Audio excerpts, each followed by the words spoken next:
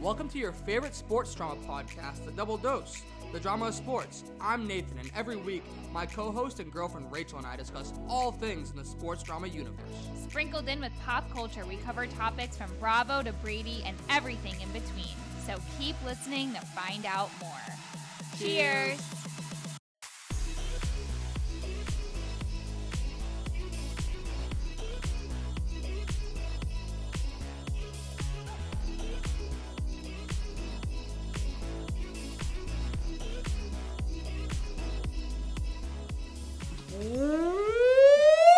Welcome to the 100 and Allen Iverson episode of your favorite sports drama podcast, The Double Dose. I'm Nathan.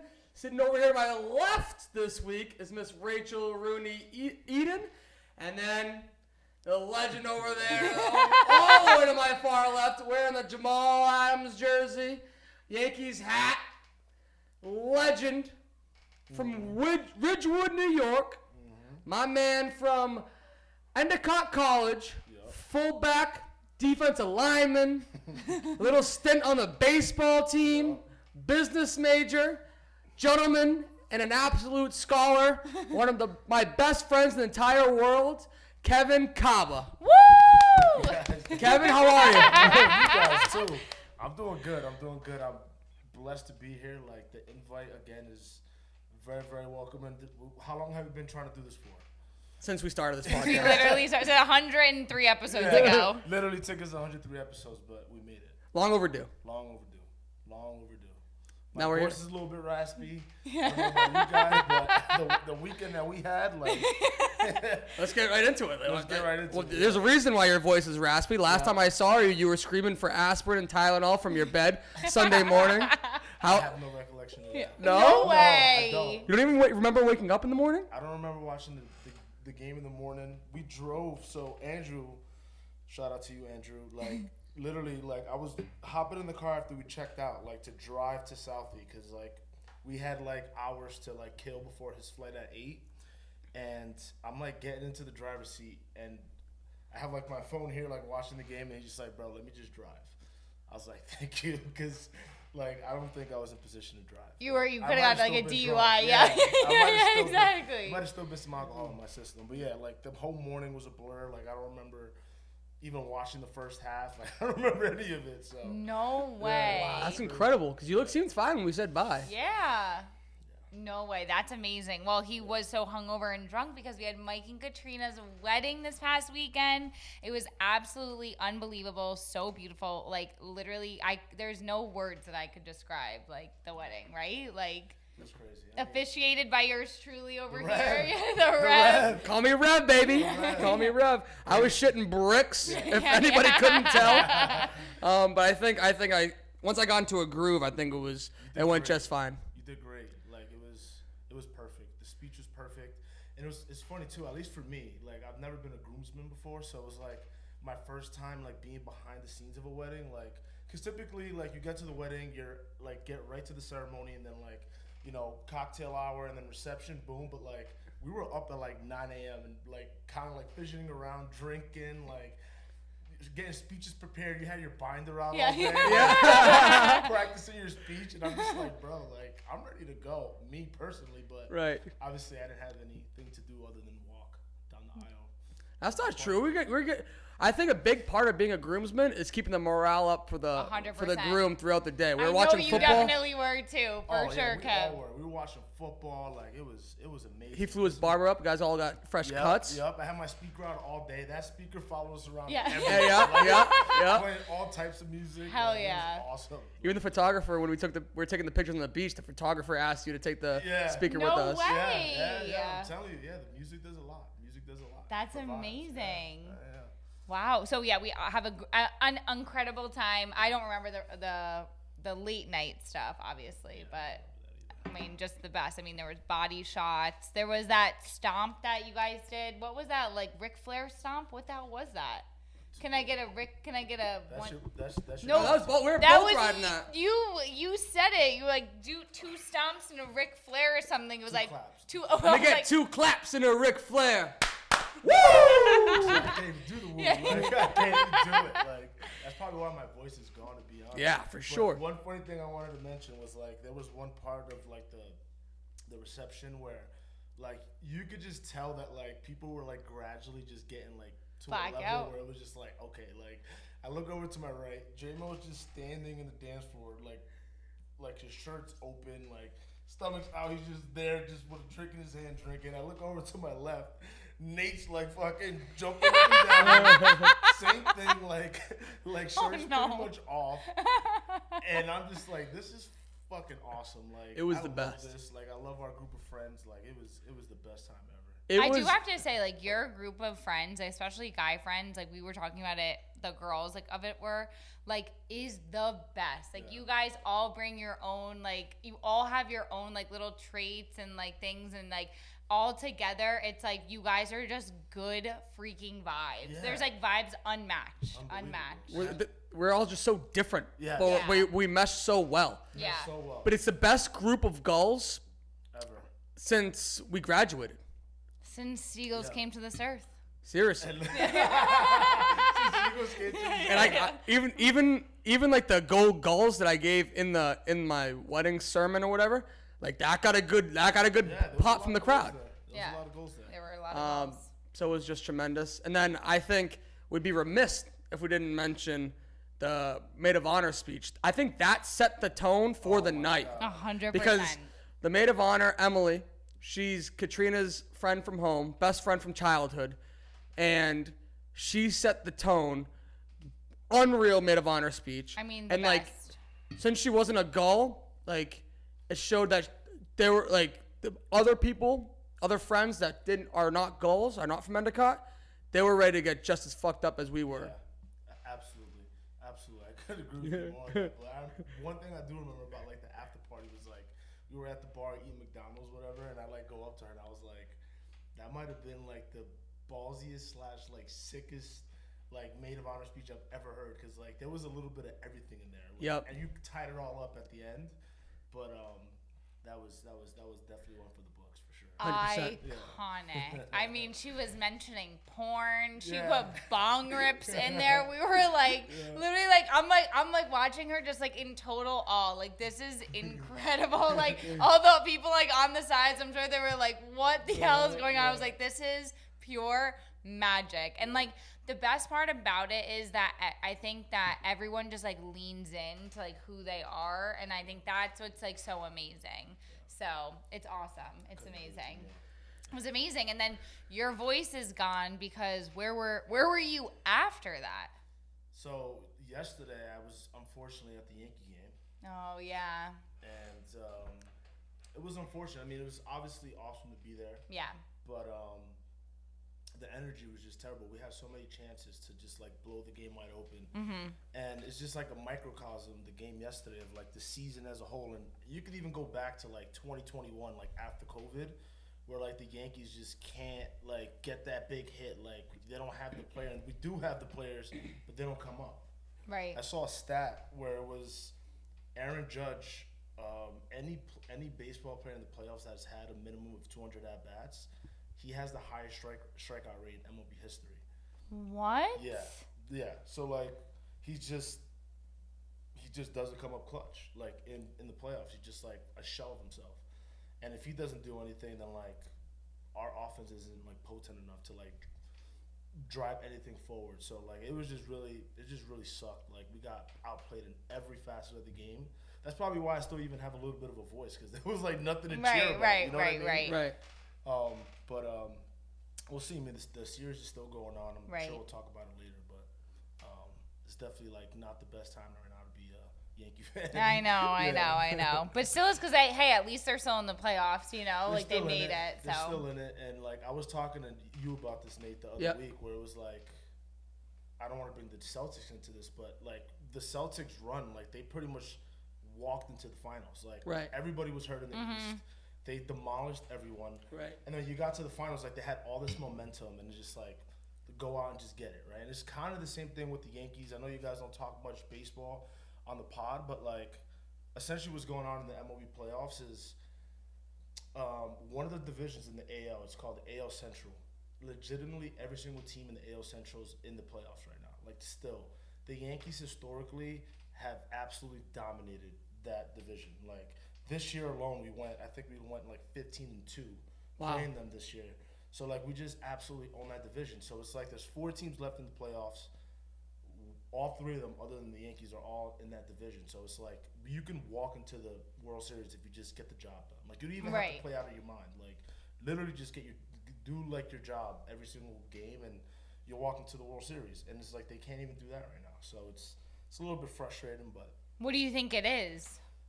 I think it was what I was mentioning. Like, I don't think they have the guys that, like, have the ability to, like, just get the big hit. Like, for example, yesterday there was at least 7 runners on base. And out of those 7 opportunities, we only got 1, like, runner in, like, out of 7 chances. So, like, that's not winning baseball. In any sport, you just can't do that. Like, it's like in basketball, if you have a wide open shots and you're missing them, you're not going to win that game. Right. You know, football, if you have wide open receivers that are dropping passes, like, you're not going to win that game.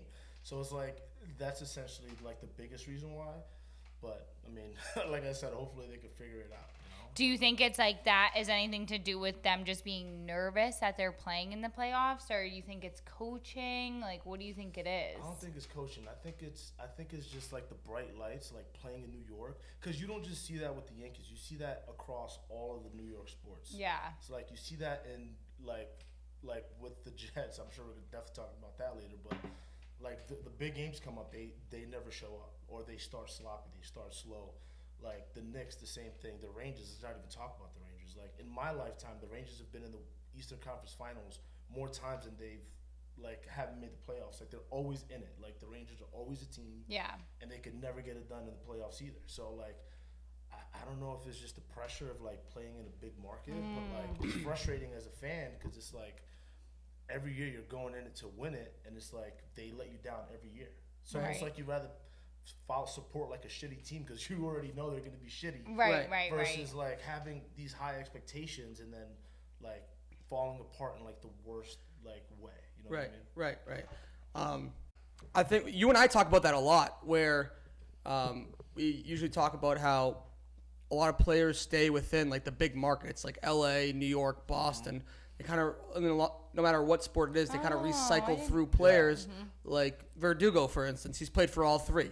And he's not a superstar by any means, but he's a role player. Thumbs up. And that, like, if you've been in that situation before, then it doesn't become second nature, but it becomes something that you've shown that you can do, that you've proven that you can do.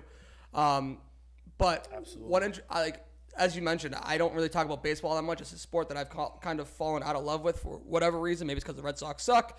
I don't know. But maybe. But one interesting thing that I noticed is that all the series are tied 1-1 right now. Yeah. I mean, there's Mets played earlier today, so I didn't see. I think last time I checked, they were up like 7-2 or something like that. So okay. Hopefully they won. Hopefully they won. Oh, yeah. For the Mets fans out there. Yeah. But honestly, even after last night, how do you feel about the Yankees' chances? Are you still confident?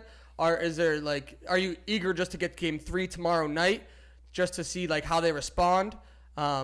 How are you feeling about them? I'm definitely not confident. Confidence is not a word I would use for how I feel right now. I feel like, I think it's what Rachel said earlier. It's like you're still in it, right? Like you still, right. It's not over till it's over, right? Like that saying came from baseball because like you're literally not, it's not over till it's over. So like from a confidence perspective, I wouldn't say I'm confident, but going back to like, we're literally better than every team that's still in it, right? Now.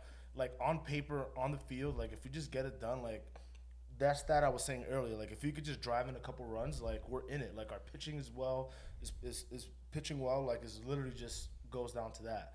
Right. And it's frustrating because at the end of the day, it goes down to the players. So like now going back to what you mentioned is like, do we have those guys in the locker room? Do we have those guys in the field that can actually go out and like get it done? So like if you were to ask me like, what do you think is going to happen with the Yankees? I would say we'll probably get through this series. We'll probably get to the ALCS, and hopefully it's an all hands on deck approach. But like, I'm not feeling too good about our chances unless like in the next 2 games you just start destroying baseballs and just demolishing the Royals. I'll feel a lot better. But like the way I was feeling before the playoffs started to now is definitely the morale's a lot lower. So, Really? like, what if the Yankees are out but the Mets are still in? Like, will you root for the Mets? Like, what? How does that? I think I would.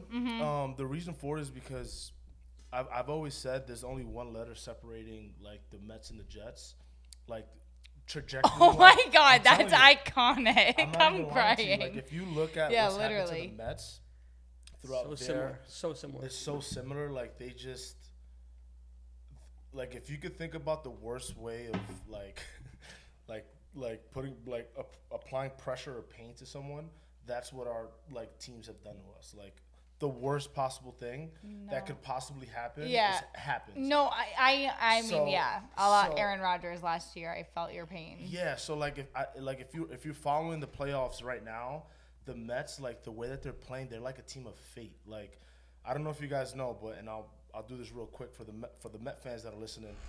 The last game of the year was supposed to be a week prior to the season finishing, like the last week of baseball. Yeah. But there was like a really bad weather, so they essentially the MLB extended the season by a day so the Mets and the Braves can play.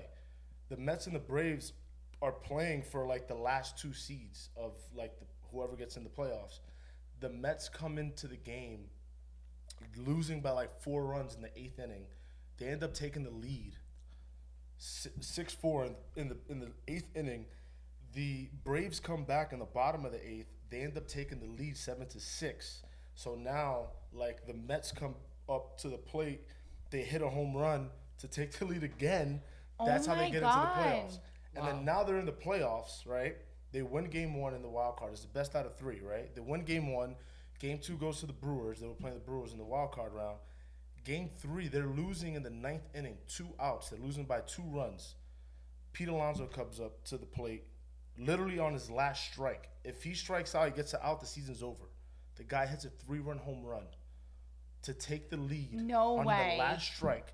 They end up advancing, and now they're playing the number 1 seed in the NL. No, the number 1 seed is the Dodgers. Excuse me, I take that back. But they were the 2nd seed. They're playing the Phillies, who's also like a massive rival for them. It's like the biggest rivalry in like baseball from the NL side. It's almost like the Yankees and the Red Sox, but not as obviously as big. But they're a big rival. Right. And they're just taking them to town. Like they're just That's crazy. They're just hitting the game that they lost. So the series was tied 1-1. The Mets should have won game 2. They should be up 2-0. Right. But the Phillies ended up coming back in the bottom of the 9th to hit a walk-off triple to end up winning the game. So like if you follow baseball at all, like that's probably like the best like playoff baseball we've seen in a really long time. Wow. Because it's just like everything that's happening, and it's all happening for the Mets. So to answer your question, I am rooting for them because it's like it's awesome to see for the sport. It's awesome to see for the city. So Yeah. like you can't be mad about It's like that. the Nickelback song. It's the bottom of the 9th and we're never gonna No, that was going through my head. I was like, ugh.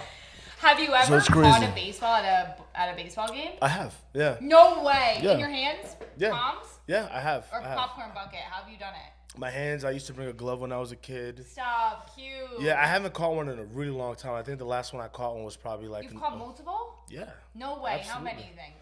Not more than 10, but like at least More than 10? not That's more. crazy. So I wouldn't say more than 10, but I've caught a lot in my day. No but I haven't way. caught one since like old Yankee Stadium, like when I was in like high school. Really? Yeah. And you, so what would you do with them? You take them? You have them still, or what do you do with them? I used to have them, but my dad is a psychopath and he just throws all my shit out. So No way he threw them away. all my jerseys, my No. cleats. No way. Yeah, What? my dad throws everything out. Wait, we gotta talk to your dad. What's going I mean, on? there's no talking to him. I've been trying for decades at this point. And you can't talk to the guy. You know what I mean? Like he doesn't like no. clutter. He's very minimalistic. So like, I went to prep school like in high school, and then I went to college. And he'll just like call me and randomly like, hey Kevin, like you have a bag here. Like, what do you want to do with it? I'm like, Dad, just wait till I get home before you like fucking touch all my stuff. He's like, no, I'm throwing it out. I'm You're like, please, no. I like try to call my mom. He's like, Mom, can you like hide the bag for me? Like, come on, like you know what I mean? And we just That's yeah. amazing. So I don't have any of the balls, unfortunately. No but, way. Yeah. I just saw this like TikTok series, and it was like this guy like found like I guess this like random girl all her trophies at Goodwill, and he's like listen, like, I don't know, I think her name was Ellen, but he was like, Ellen, like, your mom went through your car home, like, yeah, all your things are at Goodwill if you want them. Like internet, go do your thing, go find it them. was like trophies from like tennis, like playing the piano. He was like, you are so gifted, but your mom like took them to Goodwill. That's crazy. All the baseballs and all your stuff is definitely at the Goodwill. Yeah, it's at Goodwill somewhere. Yeah. I'm sure, like, if you go to, like, Dominican Republic or, like... Yeah, no, literally, there's, like, someone with, like, your jersey on. Yeah, like, my high school, like, baseball jersey, like... Because all our clothes goes to... We'll just send it to DR, so, like, I'm sure if I go there one year, like, there's gonna be a kid that's been passed down from, like, generation to generation. It's just, like, all my shit. They'll have a whole Loomis team. Yeah. All the same number. All my like shirts wearing and stuff. like a badge and says like Kevin Cava 2011 or something 100%. like that. There's no doubt in my mind. Yeah, there's no doubt in my mind. That's amazing. Yeah. That's hilarious. Well, obviously, you're all in on baseball right now, but that's not even the biggest news in sports news in New York today. Your New York Jets, they lost this weekend in London, even though they came back. They really did come back. They could have won. They could have won the game. The game, we were driving with, like, I think there was, like, less than two. I think it was just right after the 2-minute warning. We could have won the game. And if you watch the play that he ended up throwing the interception on, Garrett Wilson was wide open on the sideline. He was wide open. All he had to do was make that throw. I don't know if he would have gotten in, but, like, it would have been at Aaron least. Rodgers was throwing it. Yeah, he ended up trying to fit. He ended up trying to fit a ball to Mike Williams and ended up getting picked off.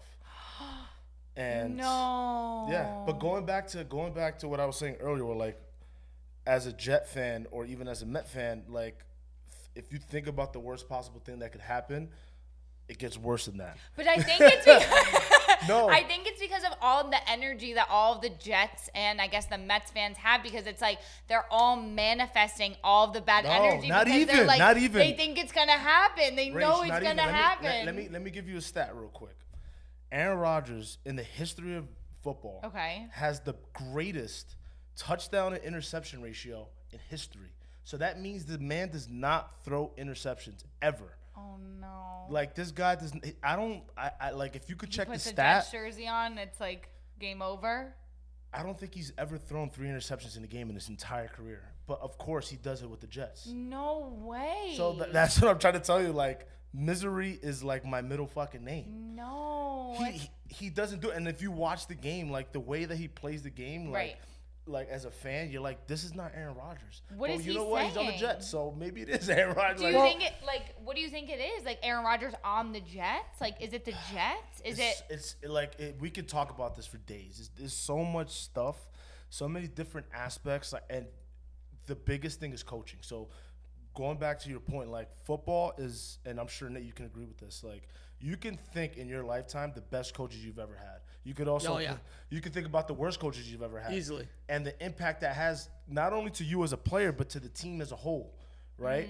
So in football, the coach is just as important as the quarterback. Like, it is the only sport.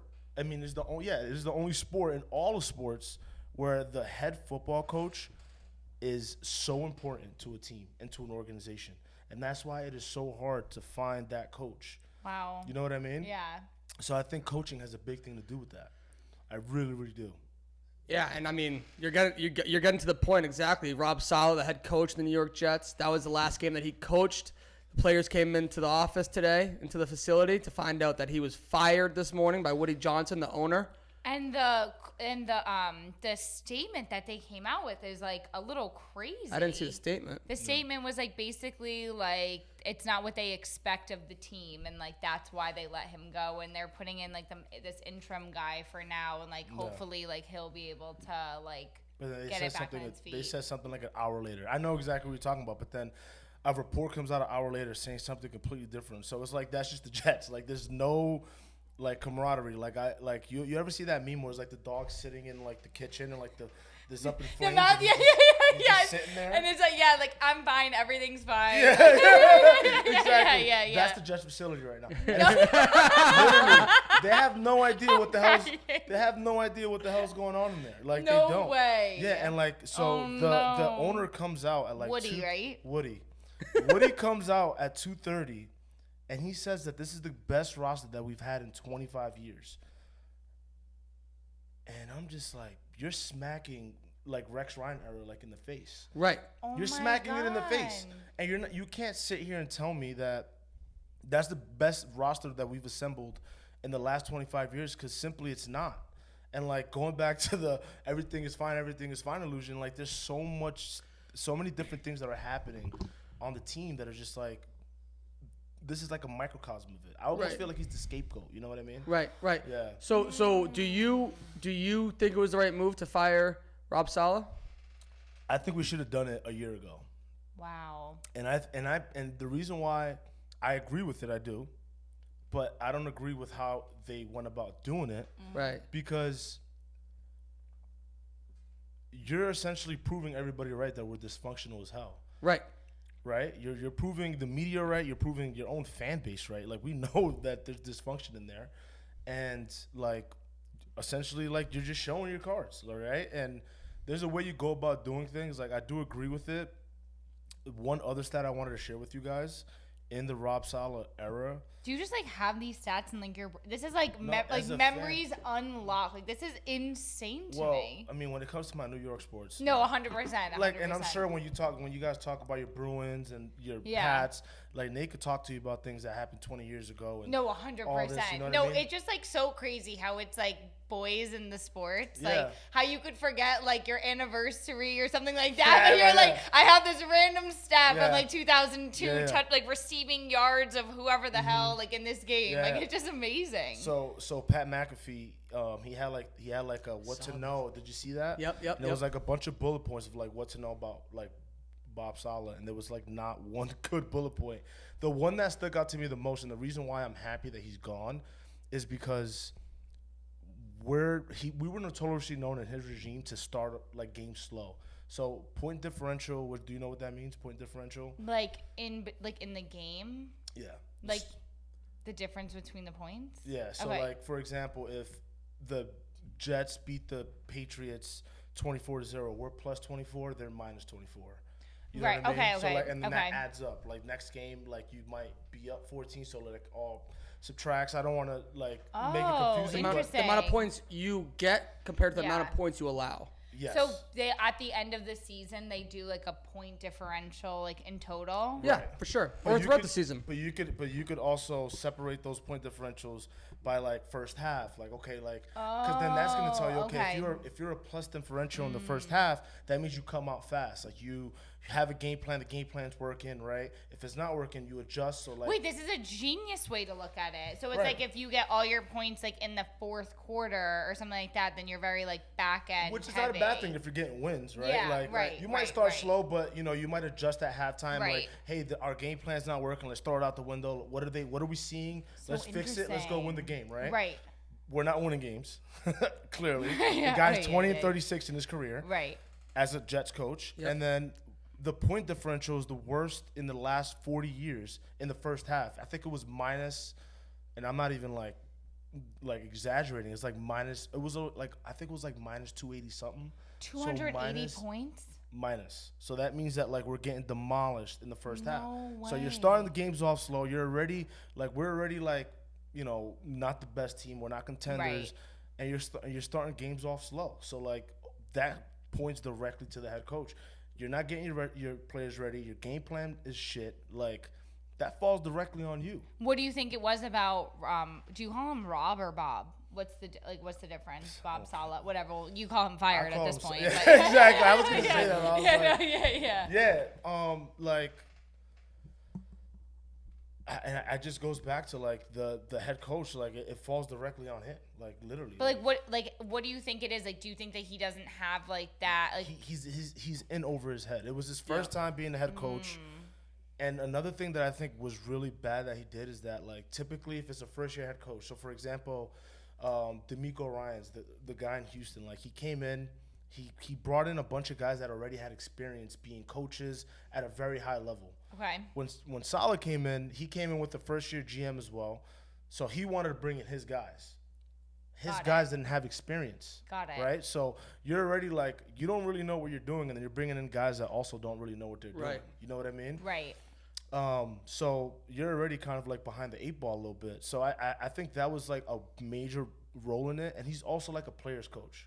One big thing that you'll hear that's happened over the last month with the Jets is like after a game, for example, like last week, they asked Rob Sala, like, what do you think went wrong? And he was like, I just think like the cadences were wrong. Yeah. I think that X, Y, or Z, he'll make excuses, right? And then 15 minutes later, they ask one of our star players, Quincy Williams, like, what do you think went wrong? He's like, I don't think we take accountability. I think you need to look at the next guy next to you saying, hey, you need to step up. Right. Robert Saleh never did that. He was a player's coach. He was always like trying to take the side of his players, like whatever. Whereas as a coach, the guy's not playing, freaking bench him.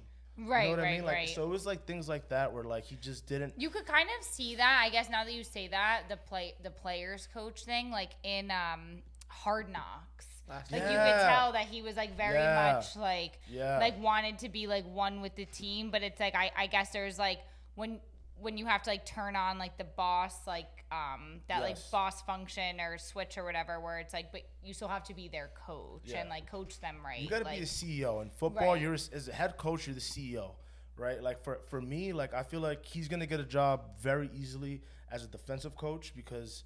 Defensively, like we were always really, really good. Defensively, they always. So you don't think he'll be another head coach?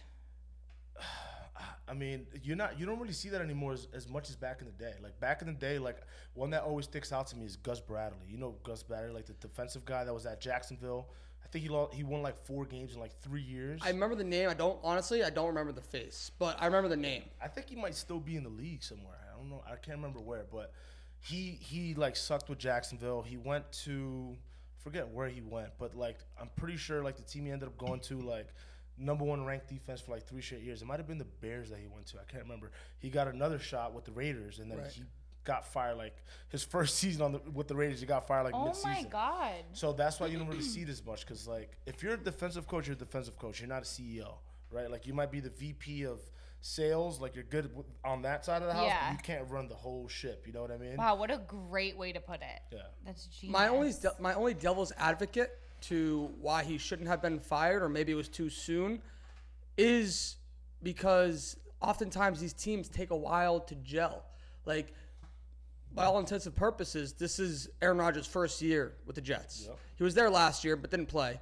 Like, if you just only person that you can really compare him to is Tom Brady, his first year in Tampa, and they sucked until they had a week 11 bye, and then after the bye week, after week 11, then they started to click. Yeah. And you see it in all sports, really. Anytime, like in the NBA, oftentimes when you see like a dream team or a super team get put together, they oftentimes take a while to gel.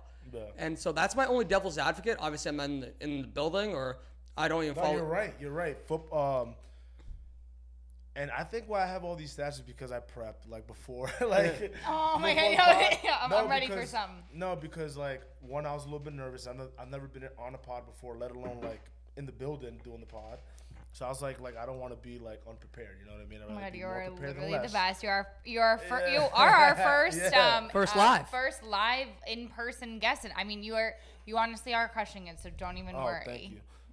In football, there's never been a coach that's been fired and they bring in a new coach and that coach has made the playoffs. Right. Never happened. It's happened in other sports. The Phillies last year, they fired Joe Girardi during the season. They ended up going to the World Series. And they were a game away from winning it all. So you don't think that the Jets will be able to go to the playoffs because of this? History tells you no.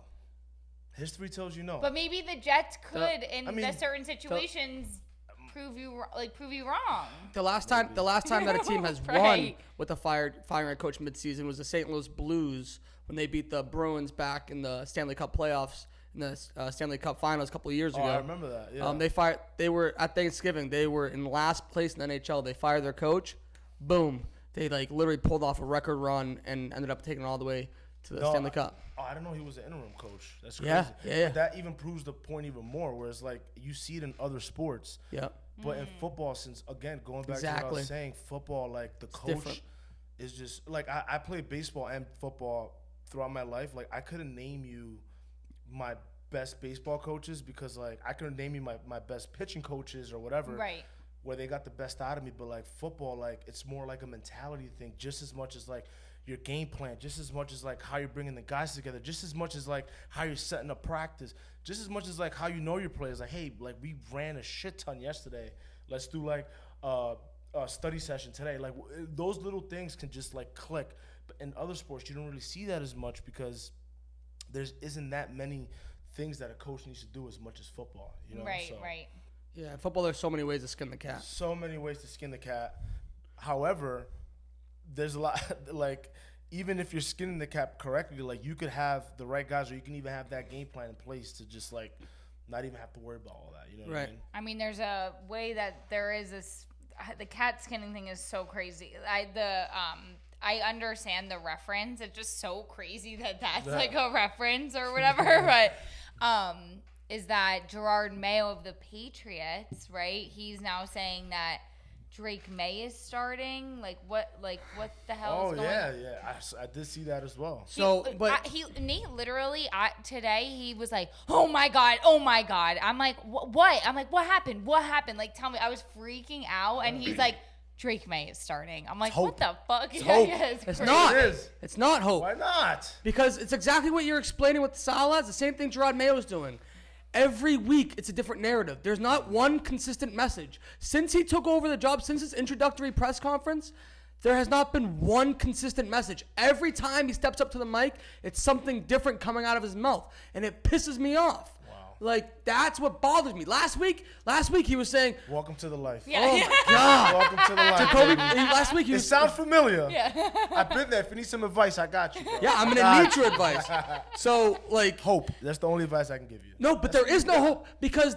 Don't say that. What if he comes out and throws for 300 yards? He can't. It's literally, you could put Aaron Rodgers behind the Patriots offensive line. You could put Tom Brady back there behind Patriots offensive line. You could put C.J. Stroud. It does not matter. Every quarterback behind that offensive line is going to fail. They've had 5 games. They've had 5 different combinations at offensive line. They've allowed a record amount of pressure, like in NFL history.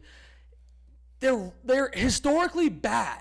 Yeah. They're historically bad. The offensive coordinator got fired from Cleveland Browns last year, even though he did well with Joe Flacco because the scheme is just archaic. Yeah. There's like no misdirection. There's no speed. It's literally just like drop back to pass and hope for the best. I just think going back, and I'm going to give you a little bit of hope here. Okay. Like as a Jet fan to a Pats fan, I probably shouldn't be doing it, but I love you. I love you. I know you love your Pats. There's a couple things if you want to look at it the other way. I've seen some Pats games. Jacoby Brissett is a statue. He is. So like even last year, like or the Zach Wilson years, like there's been a lot of times where he could make some magic. Like there's been a lot of games that we've won. We went 7-10 last year with freaking Zach Wilson because he sucked, but like he didn't get sacked as much because he could move around back there. He could make some stuff happen. And coming out of college, that was one of Drake May's things, that he's a good improviser. So like maybe they're seeing some stuff in practice that you're not. Maybe they're like, hey, maybe we could scheme something up. Again, I'm just trying to give you some hope. Right. No, I think I'm just overly sensitive to the fact that they shouldn't put him in. Number one, because the offensive line sucks, like I mentioned. But number two, just because, like, what's the rush to be 4-13? Wait, so like, you know what I mean? So like, why are just they get his putting experience him now. in? Because from what the reports are saying is that he's completely outplaying Jacoby Brissett in practice. Great. And like, they're scared of Gerard Mayo like already losing the locker room because why are these guys going to put their body on the line week in, week out if they know that they're not going to have the best quarterback out there on the field? The best chance to win. And have the best chance to win. So it's Been like there. so Mike now White, like, all get the it. guys are like feeling like that, where it's like if we're in the locker room, like why would I put my body out there? Like why would I be doing this? Like if you're not even believing in him, like, right? So it's like I'm just gonna hurt myself or whatever, right? But so like, it's like kind of like right. But like as Kevin was saying, you have to be a CEO. Where you have to stand in front of the team and tell them why. You can't be this wishy-washy, right. Oh, Drake May's outplaying him, but we have a plan. All this no. If you're gonna rest Drake May and just give him time to develop, you tell your fucking team, no. Like, I understand Drake even doing it in front of Jacoby Brissett doesn't matter. Didn't he say he had a plan too? Yes, he said he had a plan. Yeah. But What is it? What's the plan? Like, what is it? Tell us the plan. Yeah. Wait, so do you think maybe the plan is to put Drake in for like a game and then like No, because once you put him in, there's no turning back. can't. The Dolphins did that with Tua, with Brian We Flores. did it with Zach Wilson. You did it with Zach Wilson. Yeah. You put him in and take him out. And then Zach Wilson like didn't want to play. Like there was a game where like Yes, I you remember that. Oh my God, Like I remember said, that. been there, done that, bro. Yeah. Like you want to talk about misery? I got you. Oh I no. got you, bro. Yeah. Misery. Literally last year, Zach Wilson was stunk, but we had the #1 rated defense in the NFL, so we were in every single game because like our defense was just giving us a shot to win every game that we were in, and we benched Zach Wilson for Tim Boyle. Right. I was actually at the Monday night game where Tim Boyle started. We did not score a point that game. We lost 24-3. God. I was sitting front row behind the end zone with Brannigan and Ty, and I remember before the game, it was like the Royal Reavers Ring of Honor, like halftime, like we like the energy, the vibes were just amazing. I'm just looking over at Ty and Brannigan. I'm like, bro, like they could hand us a ball when they scored a touchdown. Didn't happen. Oh no. No touchdowns no balls were given out that game. You were so hyped for it. Not one touchdown. So that game, Tim Boyle gets hurt. I'm pretty sure he got concussed. The next week, Zach Wilson, they're like, hey, so like Saleh names him the starter, and then Zach Wilson goes, I was never told that I'm starting. Like it was an absolute shit show. Like so.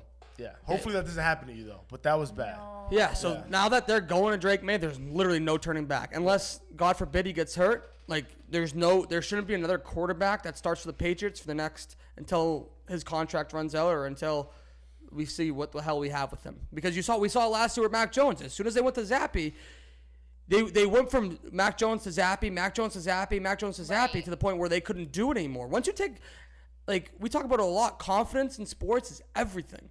And once you do that and mess with the player's confidence, 9 times out of 10, there's literally no turning back. Right. Can I ask you something? Yep. Like, I was a little bit confused, like, as just a general football fan. Like, you guys go from Bill Belichick, and you guys knew you were going to have to rebuild because the last couple of years with Belichick were tough. Yep. I was a little bit surprised because, you know, Robert Kraft, like, he has, what, six Super Bowls? Like, the guy knows how to run an organization and like build it up. Why did you guys bring in like a first year coach? Like why not bring in like a guy that has been there, done that, and like especially if you're gonna go through a rebuild, like what was the thought process behind that? I don't know. And like I said it back He's then. old now, right? Maybe he's losing his head and maybe his son's running it. Like, I think it's part of wanting control. I think it's part of wanting, like, the whole mystique of the Patriots is the Patriots way. Yeah. Doing things the Patriots do things. And he played for the Patriots. He got his coaching start with the Patriots. Belichick came from the Jets. He wasn't a Patriot. I know, but like before that, the Patriots experienced no success. So like I think Kraft is trying to hold on to like the good times. Who's the GM there now? Because you guys. Elliot Wolf. His dad was the one that built the Packers, basically. Fun fact about that: when we got like Mike Maccagnan and Tom Bowles, we hired him as our consultant to like hire our GM. So it was his dad that did that for us. Really? Yeah. But that's even frustrating that like he's the guy, because the guy that built Houston, Nick Caserio, should be building the Patriots. Mm-hmm. He got Why? because he's the one that Nick Caserio is the one that built the Patriots. He traded Deshaun, everybody. Yes. At first, everybody's like, "What is this guy doing?" Right. And then now, look at him. The thing is, he wanted more say as he like spent more time in New England. He wanted more say of what was going on and wanted more credit. Belichick. But Belichick didn't want to give him power, didn't want to give him the say. So he said, "Please release me so I can get hired elsewhere." Because like this is like there's way more for me out there. Oh my gosh! So that's really the Patriot way, is power. Yes, It's all exactly. power. It's all power. So Damn. we'll see how it works. I mean, am I excited to watch him, even though I disagree with the decision? Yeah, I'm very excited to watch Drake May. I'm very excited to see a different quarterback back there. I just very, very much not hopeful. I think Will Anderson and blanking on the other defensive lineman for the Texans, but it doesn't really matter. I think those guys right now are licking their chops. And It's gonna be hard to get him though, because I feel like the game plan is gonna be to be rolling them out, like not having them just roll out, read, boom, bootlegs. So hopefully that's the game plan. I don't know. I'm trying to be optimistic for you, bro. I'm trying. I mean, trust me. Like by the time Sunday rolls around, I'm gonna be convinced that he's gonna be an MVP candidate. Yeah. But like, You're gonna be so happy on Sunday when finally if they like win a game or get a touchdown.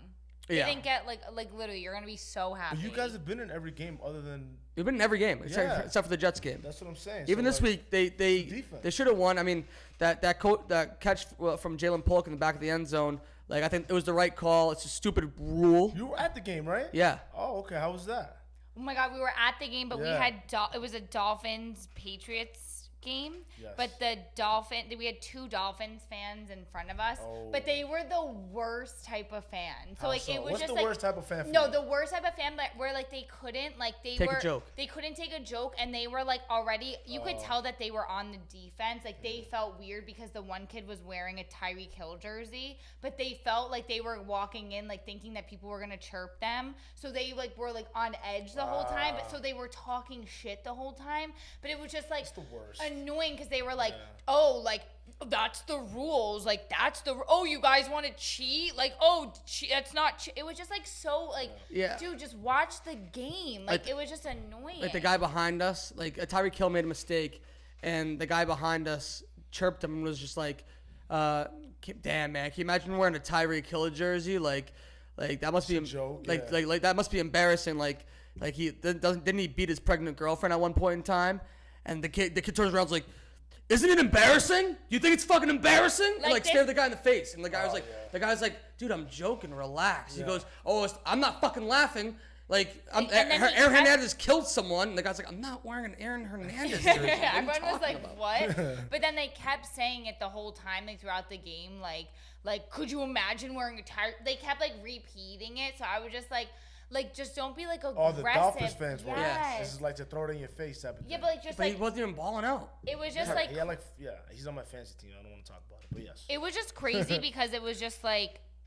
Just sit and enjoy the game. Yeah. Like, just, like, be a fan. Like, don't be, like, nasty. You know, like, everyone was just, like, joking around.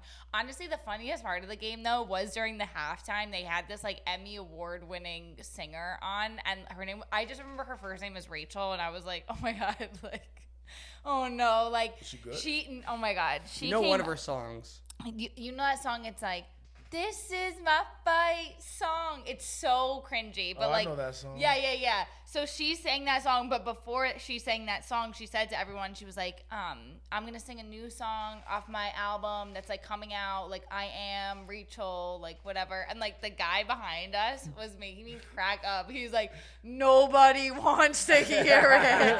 He's like, play the hit and play move the hit, on. get the fuck off the field. Yeah, he was like, play the hit and move on. It was hilarious. I was dying. I was like, damn, the camaraderie here is amazing. It was, and I also didn't know you could buy Gatorade at the stadium. So like, I was hyped up because I was hungover and I got a hot dog and Gatorade. I was like, I could live here. Like, this is amazing. Did you guys drink beers at all? Not even a little bit, dude. Yeah. I honestly, we probably should have. It's my first beer since. Like, good. Yeah, we should have just to like get the hair of the dog in. Yeah, but I was like strictly on Gatorade and water and a hot dog. It was amazing. How was the drive back? Like miserable. Oh my God, yeah, of course, because like it was so long. Yeah.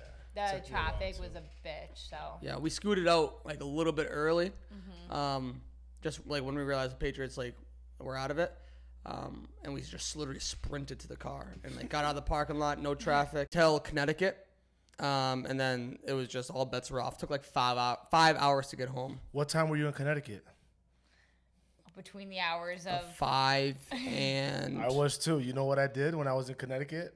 Got pizza? I stopped at Sally's. No way. I stopped at Sally's because they just opened up a new pizzeria. Like, I forget where I was on the 95, but where the Frank Pepe sign is. Yep. So I type in Frank Pepe's, but I'm like, I've had Pepe's, never had Sally's. It's on the same street. Right when you pull off the exit on the 95, way. it was right there. So the traffic was so bad that I called it in. By the time I got to the exit, I just picked up the pizza and was eating it on the way home. That's so smart. Genius. How was it? Scale of 1 to 10, or your? So it wasn't the original. It's like a secondary restaurant, but I'd still give it like a 9.4. No way. It was one of the best pizzas. I don't know if I've ever had Sally's. John's Obliquas is number 1 for me all time, but that one was a very close second. Like the closest you could ever get. It was fantastic. Wait, that's like actually fantastic pizza, Mr. Portnoy. An incredible move. You definitely should have done Remember that time you were fighting me on walking to John's on Bleecker? Yes, I do. We got McDonald's on the way home, which is actually kind of crazy That makes considering we sense. had McDonald's the The night before. the night but before. our road trips that we have, we're always eating McDonald's. Exactly. Honestly, our road trips they're some of the best. They truly are. They're up there in the books. Like The amount of mood swings I have on those road trips is just unmatched. I know. I think I keep the levels high in our road trips. The three of us. It's honestly so funny. The Three Musketeers. The Three Musketeers. But moving on to hockey. Right now, the Bruins are getting their asses kicked by the Florida Panthers in the opener. That's why I'm wearing my Pasternak jersey here to support the fellas. Thank you. Yeah. The Drew House. Beautiful jersey. NHL playoffs collab. Exactly. No, All-Star. All-Star. But we talked about it a lot in the last couple of weeks, but Jeremy Swayman and Boston Bruins, that soap opera is now over. They agreed to a contract extension. Nice. 8 years, $8.25 million a year, which comes out to $66 million total. So it's $2 million more than what Cam Newley said was originally on the table when he ran his mouth in the press conference. It's his fault. You 100%, can't run your mouth, and you're going to 100%. have to pay up for running that mouth. Exactly. That's why the price went that's up. not where the floor is. The price has gone up. Exactly. Right, it's like an auction. It's like, do I hear 60, 60, 60? You do I keep hear? your mouth shut. It's like you don't. Right. You're tuning that out. Oh, I don't even care about it. But you open up your mouth. Now you're just giving the agent more to go with. 100%. Exactly. It's always so messy when they do that stuff. Right. But we were talking about it last week, like when he said like, he has 64 million reasons to sign, but then they're like, wait, but we didn't even get the $64 million number from you. So now it's like So he shot himself in the foot. Exactly. Because that's not even the contract you gave him. Exactly. That was probably the last one that he saw that they were going to give them. Right. Oh my God, is that what you think? So he probably thought in his head, like, oh my God, that's the last thing. And then he definitely shot himself in the foot. But then after that, he was probably biting his tongue, like, why did I do this? You know? Like, Yeah. Well, I think it's like first of all, I think it's a good deal. Right now, he's still only the fourth highest paid goalie active in the league right now. So or tied for third, really. It's him and the Hellebuyck. price is going to go up. So the price is going to go up. You already see it a week later. Your New York Rangers offered their goalie, Igor Shesterkin, 8 years, $11 million a year per year to be $88 million. So that's 88 minus 66. That's $22 million difference. I think it was 88 was the number. 8 for 11, 88, yeah. Yeah, that's crazy. Yeah. And he said, no, thank you. You said no, thank you. I mean, I don't know what to say by it. And I was actually trying to look, like, is the salary cap going up in hockey? Like, is that why they probably foresee that? Like, the agents that are like, 3 years from now, you're not going to be the highest paid goalie, like maybe not even in the top 5. Right. Is that a reason for it, you think? Yes, definitely. They're due for a new TV agreement, which will result in the salary the streaming cap stuff too, like Max and all that. Exactly. So it's only going to go up, but still. 11 million, like anything over 10 million in hockey per year is insane. It feels insane. But it feels insane that he said no. It does. But when it comes to, I feel like as a goalie, like any team that has won the cup, like you can't say like, oh, we won the cup and our goalie was okay. Like it's always you win the cup and like the main reason why we won the cup was because our goalie was like playing like on his head. Like you guys talked about Brodeur, like on the Devils last week. Guy has 3 Stanley Cups. He's considered one of the greatest goalies of all time. Like, you're in it every year with a good goalie. You know what I mean? I agree. Yeah. I feel like with hockey, like, something I've at least noticed is that, like, the goalie really, really, like, out of everything, like, they are the most important. It's like the quarterback. Yeah, he is like the quarterback because it's, like, literally everything depends on him. Everything. Like, the score, like, everything. Yeah. So it's like if the goalie doesn't do a good job, like, then your entire game, like, you have nothing to play for. And what's really crazy about hockey too is like you could give, for example, like a really good center like a $60 million contract. There's 60 minutes in a hockey game. He's probably playing like 11, 12 minutes of that game. Okay, what does a center do? A center is like the guy that's taking the face-offs. He's essentially like the point guard of the ice. He's moving the puck around, getting people in play, stuff like that. But the what I was trying to say more is out of 60 minutes, he's probably in the game for like maybe 12, 13, what they average. Yeah, I'd probably say tiny bit more. Probably for a forward, I'd probably say 16 to 20, but still, Okay. probably at the beginning of this. That's probably like later on in the season. Beginning of the season, they're probably playing like 14, 15 minutes a game. The goalie's in. He'll probably get days off here and there. If there's a 62 game season, he's probably playing like maybe like 40 of those games. But he's in that game, and then when it comes to the playoffs, he's in every second, every minute of the game. So like, pay the man. Like, it's gonna be worth it. Yes, you know what I mean. Something I always think about when I look at the goalies is honestly like how bad their legs must hurt. Like, because you know when you're sitting like a certain way, like you're like, oh my, you get up and you're like, oh my god, like my knees hurt, my legs hurt, or something like that. Or even like if you're sitting like if your foot falls asleep or something like that, like their knees are bent like inwards. Like I'm like, ouch! Like how did are you friends with a goalie? Ever been friends with a goalie? No, I'm not familiar with any goalie. When I was in prep school, you had to play a sport every season. So the goalie for our team, well, for my school, I didn't play hockey. He also played baseball in the spring. Okay. And like he also lived in my dorm. This guy, I'm not kidding you, was just as flexible as like a ballerina. Like these. Wait, really? They're the most flexible people I've like, especially as a man. Like these guys are also like good shape. Right. Like, you know, they can lift and everything, but they're also like the most flexible human beings you'll ever meet in your life. Like you saw him like doing stretches and stuff? He was our first baseman. Like this guy would be in full splits, like getting No way. I kid you not. Like it is fascinating. Like I've never seen a human being that could be as flexible and also as athletic and strong. It is crazy. So like there's not many goaltenders out there. Like they don't grow on trees either. That's another thing. It's like It's a rare breed. It's a rare breed, man. It's a rare breed, and that's why especially in hockey, like these goalies, like they're so valuable to a team, and like you're seeing that now, like in the NFL with receivers. Like receivers don't grow on trees either. They're getting paid. Same thing's happening in hockey. Now these goalies are getting paid, and I think Shesterkin, I think he wants to be like the first one to be like set the table for all the other goalies behind them. You know what I mean? And I think it's smart for him, honestly, to say no, because if the Rangers' expectation is to take another run in the playoffs and compete for a Stanley Cup, his stock's only going to rise. 100%. And let's say something happens, if he has a down season or whatever, if they start if the Rangers start the negotiations off $11 million, it's not going to go below 10. It's not. Unless he plays god awful, but and what if that TV money comes in next year? Now the cap is up. You might have to pay him even more. Right.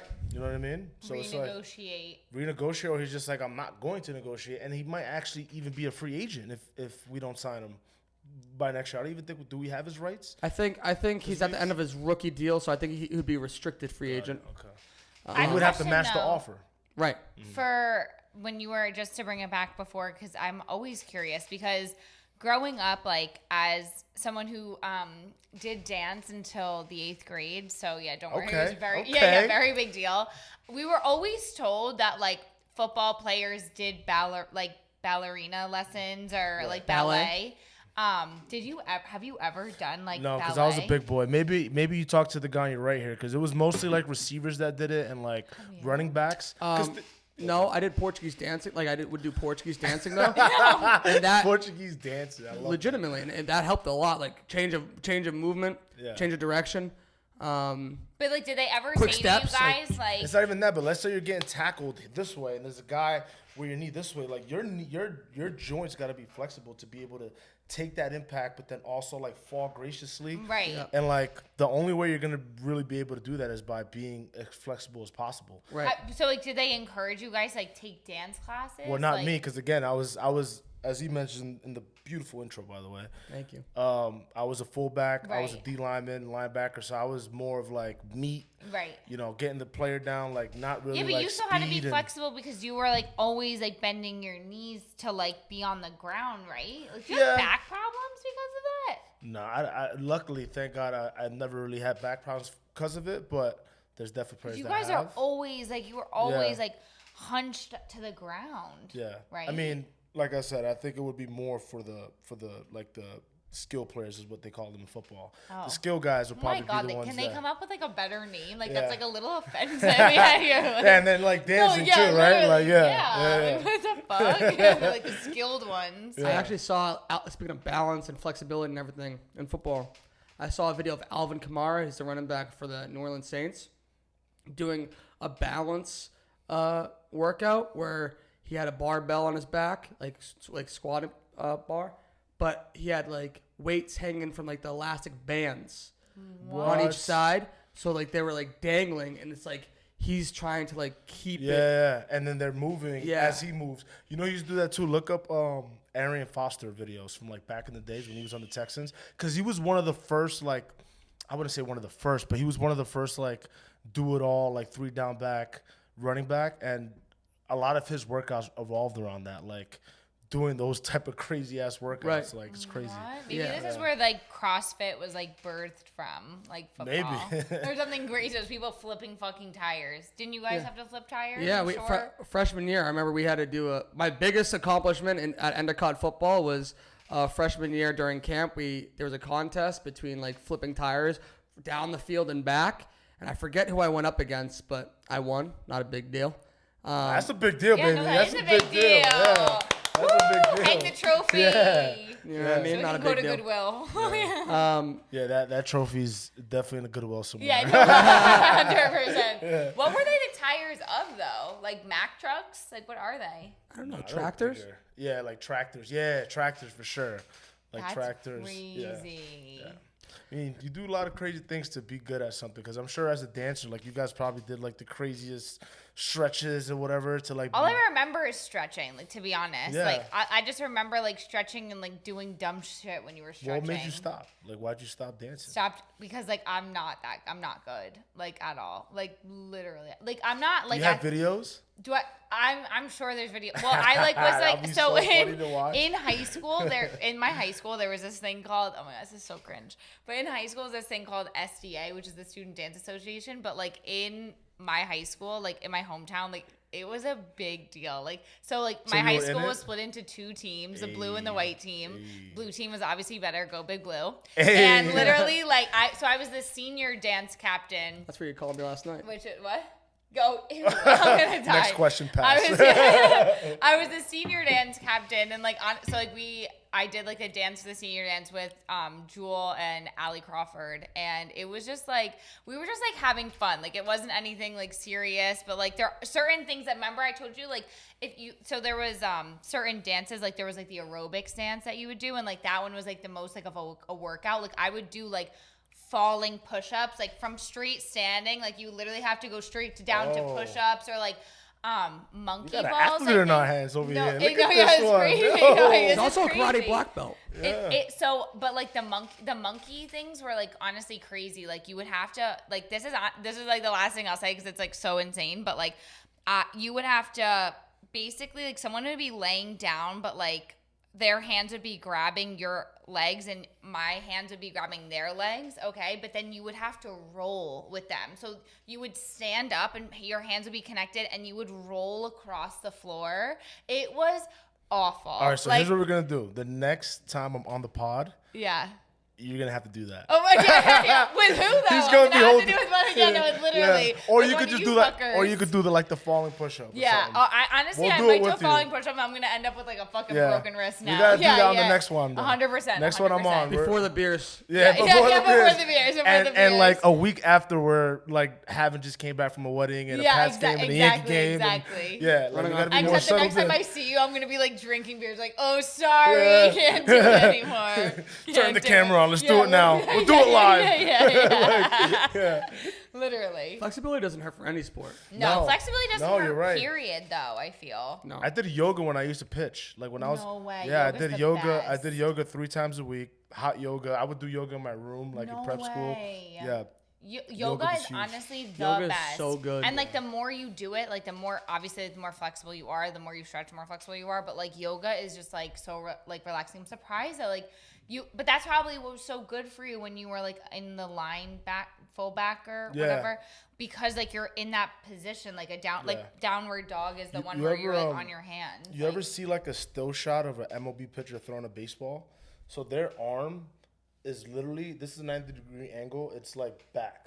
Like literally like this, and the arm, I can't even. Yeah, I do it guess now. you're like right. So like I would have to be as like flexible, like my shoulders like would have to be so flexible. Your hips are a big thing, and hips are a big thing in all sports: golf, baseball, football, like dance. Yeah, you know what I have mean? a funny So- confession. Like the other day, Uh-oh. my back, Uh-oh. no, my back hurt, and I was like, let me just. I literally like went to the bed, and I like went to go put my arms like up so I could like try to like stretch, and I was like, damn, like people probably stretch that because my shoulders are not flexible. Also, Yeah. I'm looking at myself in the mirror, and I'm like, this is literally so insane that I'm doing Yeah. this by myself right now. Like this is cringe. Well, you're probably happy But- you were doing it by No, yourself too. like, if Nate Nobody's walks got to in, be no, seeing this right literally, now. no, 100%. How unathletic What the hell I'm was I looking. doing? No, I have no idea. But like honestly, like not even that was the worst, but the sound that came out when I tried to lift myself up may have been. You know, I was like, ugh. We all been there before. Yeah, literally, I was like, oh my god, that is awful. That happened to me at the awful. wedding. No way. When I fell on the ground and I got up. I was like, oh. I was trying to start a mosh pit, No. and Oh, yeah. What? You got Yeah. moshed by the pit. I got moshed by the pit. And when I got up, I definitely made that sound. There was no doubt about it. Yeah. That's when you know you're old. The Yeah, sound oh, that yeah. comes out. Oh, yeah. my There's god. some It's clicks like- in there. You know yeah, what I mean? Literally, literally. I love it. Unbelievable. The last thing I need to get your opinion on, New York sports-wise right now, is the trade that the New York Knicks made. Oh, man.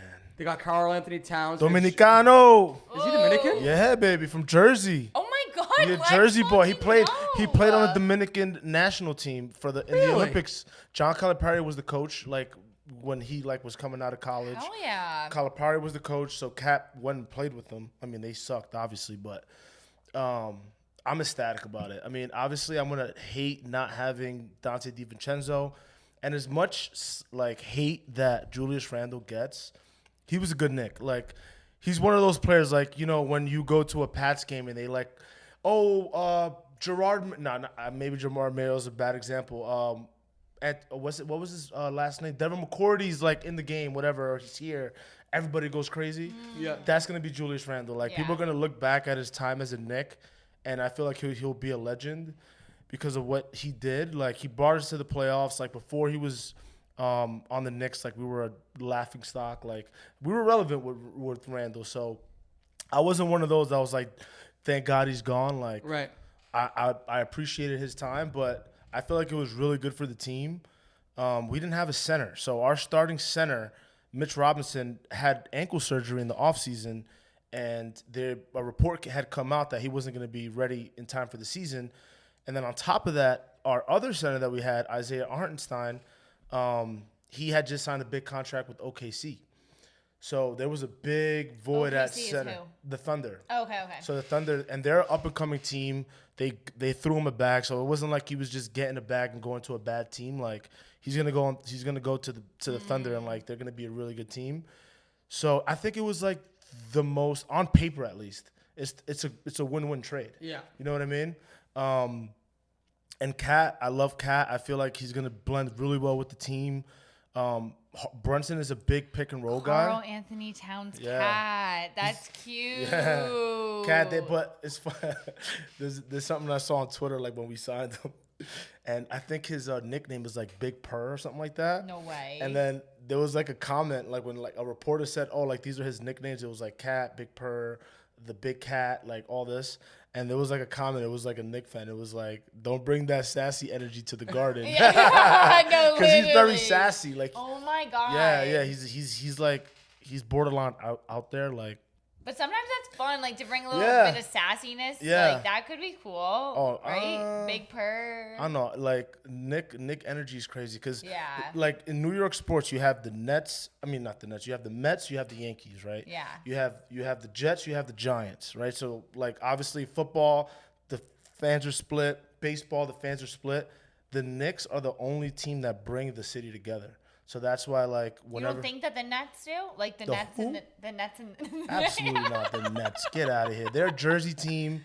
Like they're not like a part of the New York culture. You know like, something that's they're actually not. really crazy about what you're saying right now is I got a survey from the Brooklyn Nets, and it's basically like it was a 20-minute survey. I don't know why I did it, to be honest with you, but I think I was just like intrigued. Last week I got it, and it was basically like I think that they're lost and they're trying to find their direction because I think that people are feeling the same. And like they said, like it was like there were so many questions like.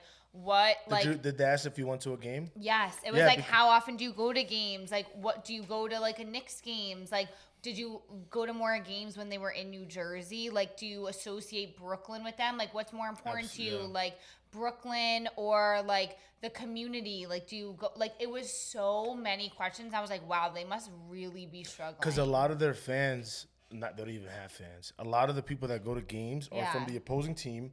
Because you can go and watch the Celtics at a Nets game and probably get a ticket for like $40. Right. You try to get a ticket at a Knicks game for a Celtics Knicks game, it's gonna be like north of 300. 100%. So a lot of the people that go to those games are the opposing teams, but then also a lot of tourists go over there. Right. And they'll go watch a game there. So the Knicks are like the only team that bring the city together. So, like, that's why, like, even the energy when you guys are in the city, the Knicks are in the playoffs, you can feel it. Like, right, 100%. More than, like, when the Yankees are in the playoffs. So, like, I admit it. Like, the Knicks are just a different animal when it comes to New York sports. And I just feel like Cat's going to fit in. People forget that Cat's from Jersey. Cat also played with Thibodeau in Minnesota. Who's? He's the head coach of the Knicks. Oh, okay. So, everybody's saying. Oh, my God, that little man? His last name is...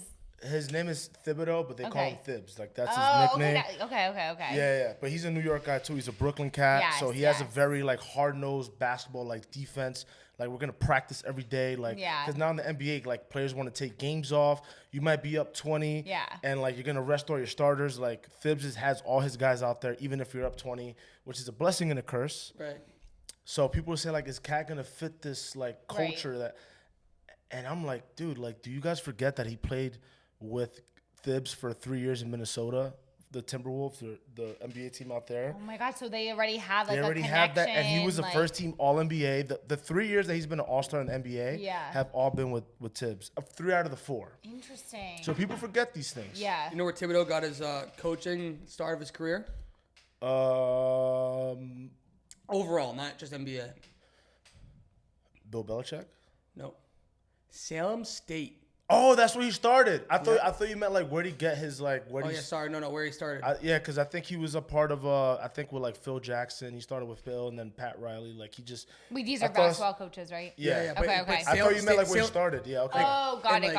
Salem State college in like Salem, Massachusetts. Wow, cute. Division I feel like 3. for some reason we played him. For some reason I knew that. Yeah, crazy. That's crazy. Yeah, I think. Yeah, what do you think about it? I think that this is good for the Knicks. I think that.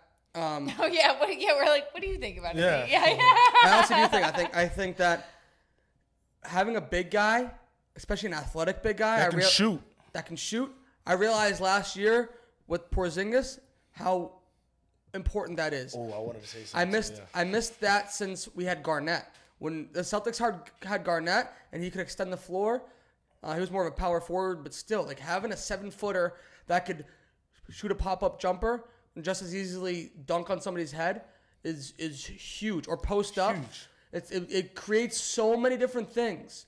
And like without that, it's just way more difficult to create offense. Now, how do you feel as a Celtics fan that like you're watching a rival make these moves? Because essentially, if you look at it from the outside in, like as a fan, and you take a step back, the Nuggets and the Timberwolves essentially, Rachel, they assembled their team to beat the Nuggets. So in the playoffs last year, they beat the Nuggets because literally they built their team around how can we beat these guys. Got it. And the Knicks are pretty much taking a page out of their blueprint. So like we went and we got like our starting small forward, one of the best defending small forwards in the game. Jalen. Wait, no, he's what's a point his name? guard. Oh, got it. Yeah, we got OG Anunoby from Toronto. Okay. Literally, like this guy has been rated as a top defender for his position. Who plays that position for the Celtics? Tatum. There you go. The 2, we got Mikal Bridges, another elite 3-and-D player in the NBA. Okay. So who we got him for? We got him for Brown, right? And now Porzingis, you guys get a scoring 5 that's not really in the paint that much. We need more athleticism. A guy that can go out there. We're going to get Cat. So, like, we're literally building our team to, like, bring the Celtics down, which is crazy. I mean, I honestly like it. I think that It's good. It's I good think for the there's sport. nothing better in sports than Boston versus New York. to be Nothing, honest with you. man. And like we haven't Nothing. had that in so long. So long. So like especially in basketball, we've never had it. We've never had Knicks Celtics playoffs in a meaningful in our lifetime. Early 90s, like when we had Pat Ewing and John Starks. But that was also more with like the Bulls. But Right. yeah, I guess you're right. Almost, yeah, almost yeah, you're last right. So like year, I though. would Almost. love almost very close, Last very year, close. They were 1 game away, right? Exactly. But I would But everybody got hurt on the Knicks. Right. Everybody got hurt. So Right.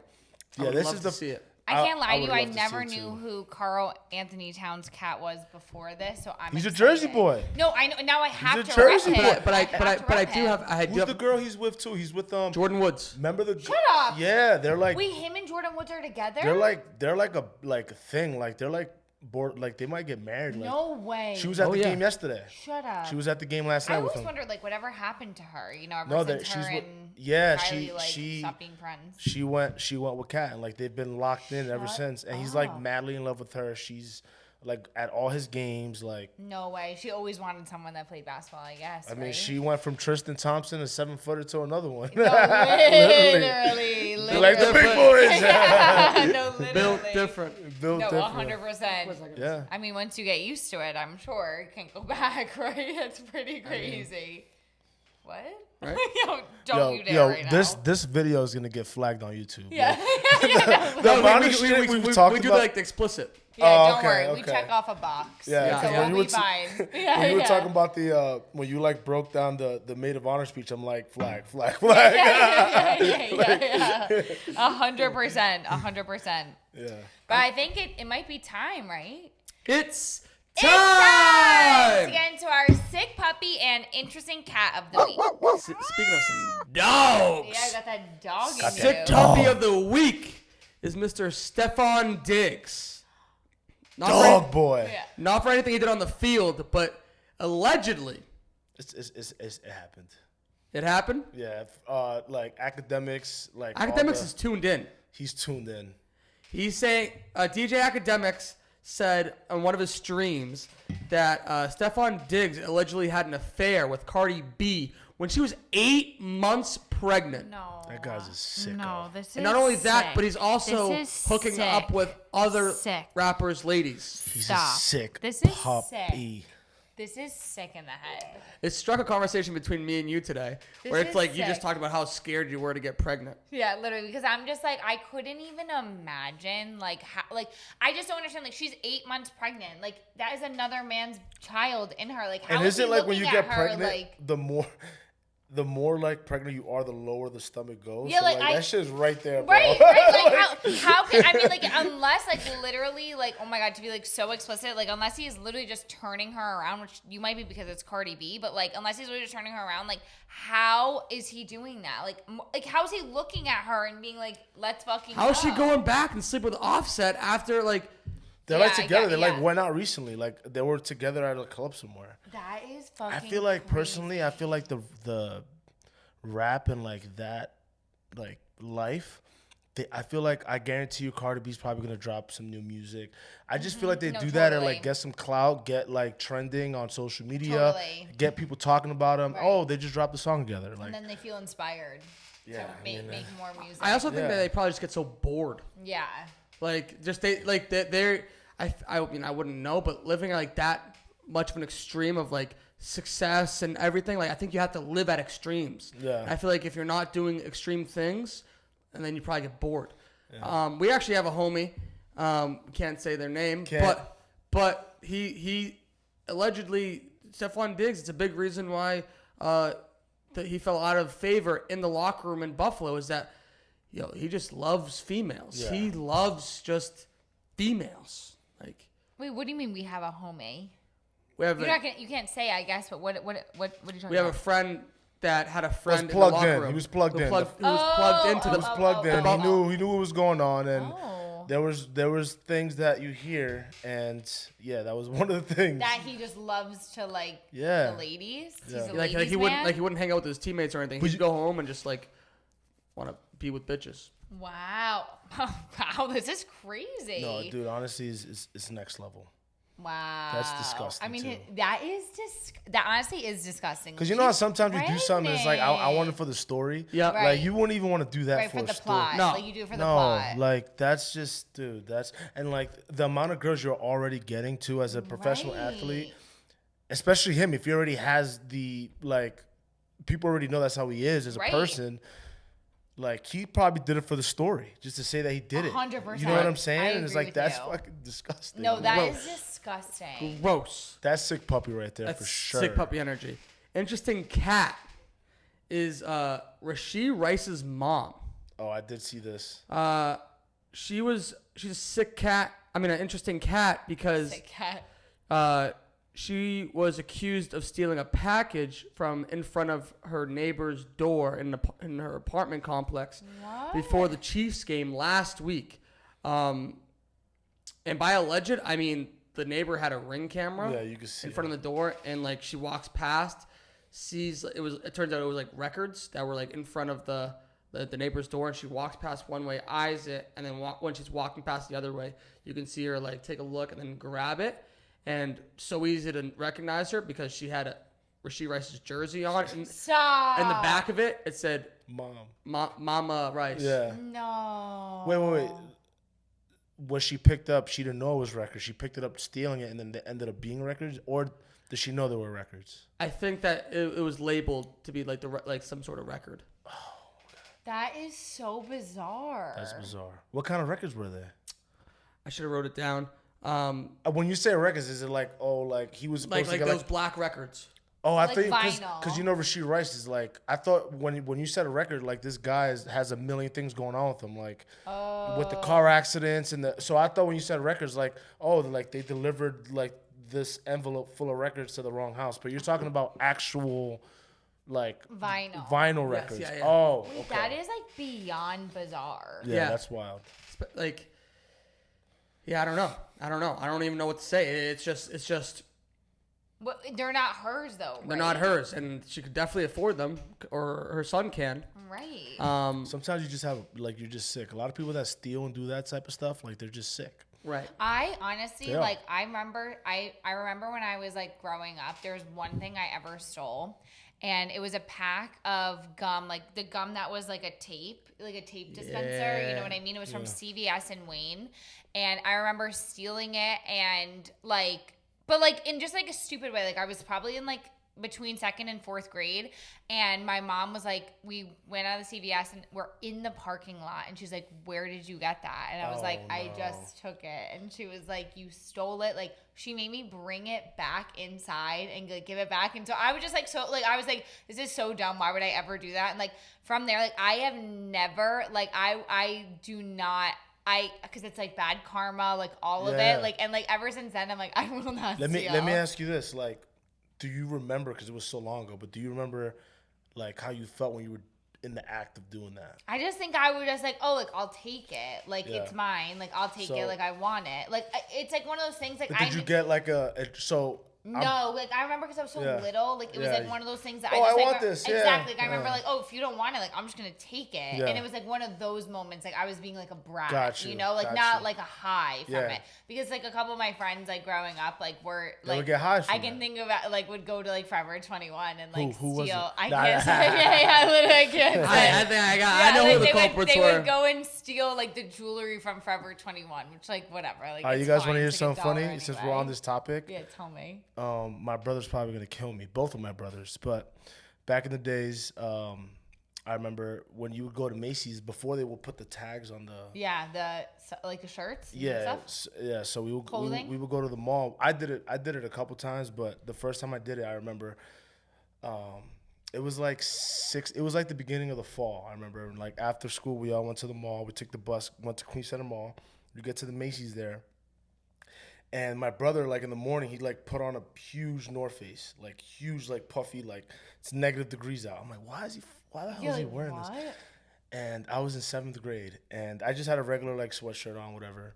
And we get to the mall, and we go we're just picking out like Polo, Lacoste, like all these like brands, and we go to the fitting room, and like this was like my brother knew a part of the Macy's that didn't have anybody to check how many items you had, so he went in there and like just comes back out. He's literally like can't move his arms. He's literally like walking around like this. Yo, Brian, I love you, bro.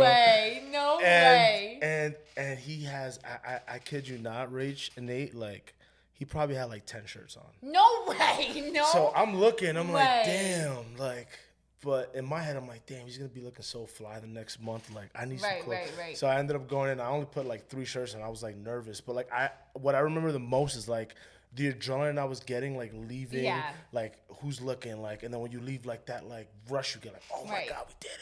Right. Yeah. That moment, like between, like I feel like when you walk out the door, like from like those first steps, like to the door to the car, you're probably like, holy. Oh, someone's gonna grab me now. Someone's gonna grab me now. Right. So I could definitely see why people are like even if you have all the money in the world or whatever, you're still not gonna get that rush from like, you know, buying it yourself. You know what I mean? So like, do you still have any of the stuff? No, your dad got rid of it. Yeah. I know your dad. That's right. He's already got rid of it. He probably got rid of it. But I was fly as a kid, though. I'll tell you that. Like we always had the nice sneakers, the jeans, the shirts, and my dad would always ask, like, "How you guys getting this money to buy all this clothes?" And I'd just be like, "Oh, I'm selling candy at school," which I did. I did sell candy, like whatever. I was always hustling as a kid or whatever. But not enough money to like to have all the clothes, all the Jordans in the world, all the Tims, everything. So. Yeah, it wasn't my proudest moment, but I think I could understand why people get a rush from doing it. That's so crazy. Yeah. The fact that you're walking out and can't even probably put your arms down. Yo, cut that part out. Michelin man. I love it. Ready for getting our picks? I think so. Let's do it. The guest, you'd have the honors. Give us 3 picks of the week. By the way, before we get into this, it's so cool to like be in the presence where you guys are like doing the 3, like all this stuff, like because you hear it on the pod, but being here and like hearing it is. Thank you. No, stop. No, it is. It's dope. It is. It really is. It's dope to have you here. Yeah, it's a blessing. All right, so the reason why this is my first pick of the week is because one, home dogs. You always got to look at it, no matter what the line is, no matter how bad the team is. I always look at 2 things. If it's a home dog, what's the spread? Home dog? So they're at home and they're underdogs. So yeah. So if they're at home and they're an underdog, you call them home dogs? Yes. I'm not the only one that says that. Yep. That's a very common. Oh, it is? Okay. Yeah. I fucking love that. Home dogs. So the Pats. Mr. Nathan, I'm gonna tell you why.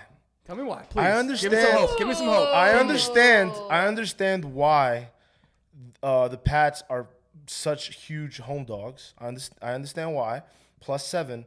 But there's a saying in Vegas, when the home underdog is over 6 points and the over-under is under 39, you take the home dog. The reason for that is because if they have any chance of winning, it's most likely going to be a low-scoring game. We already know the Patriots have a good defense. Okay.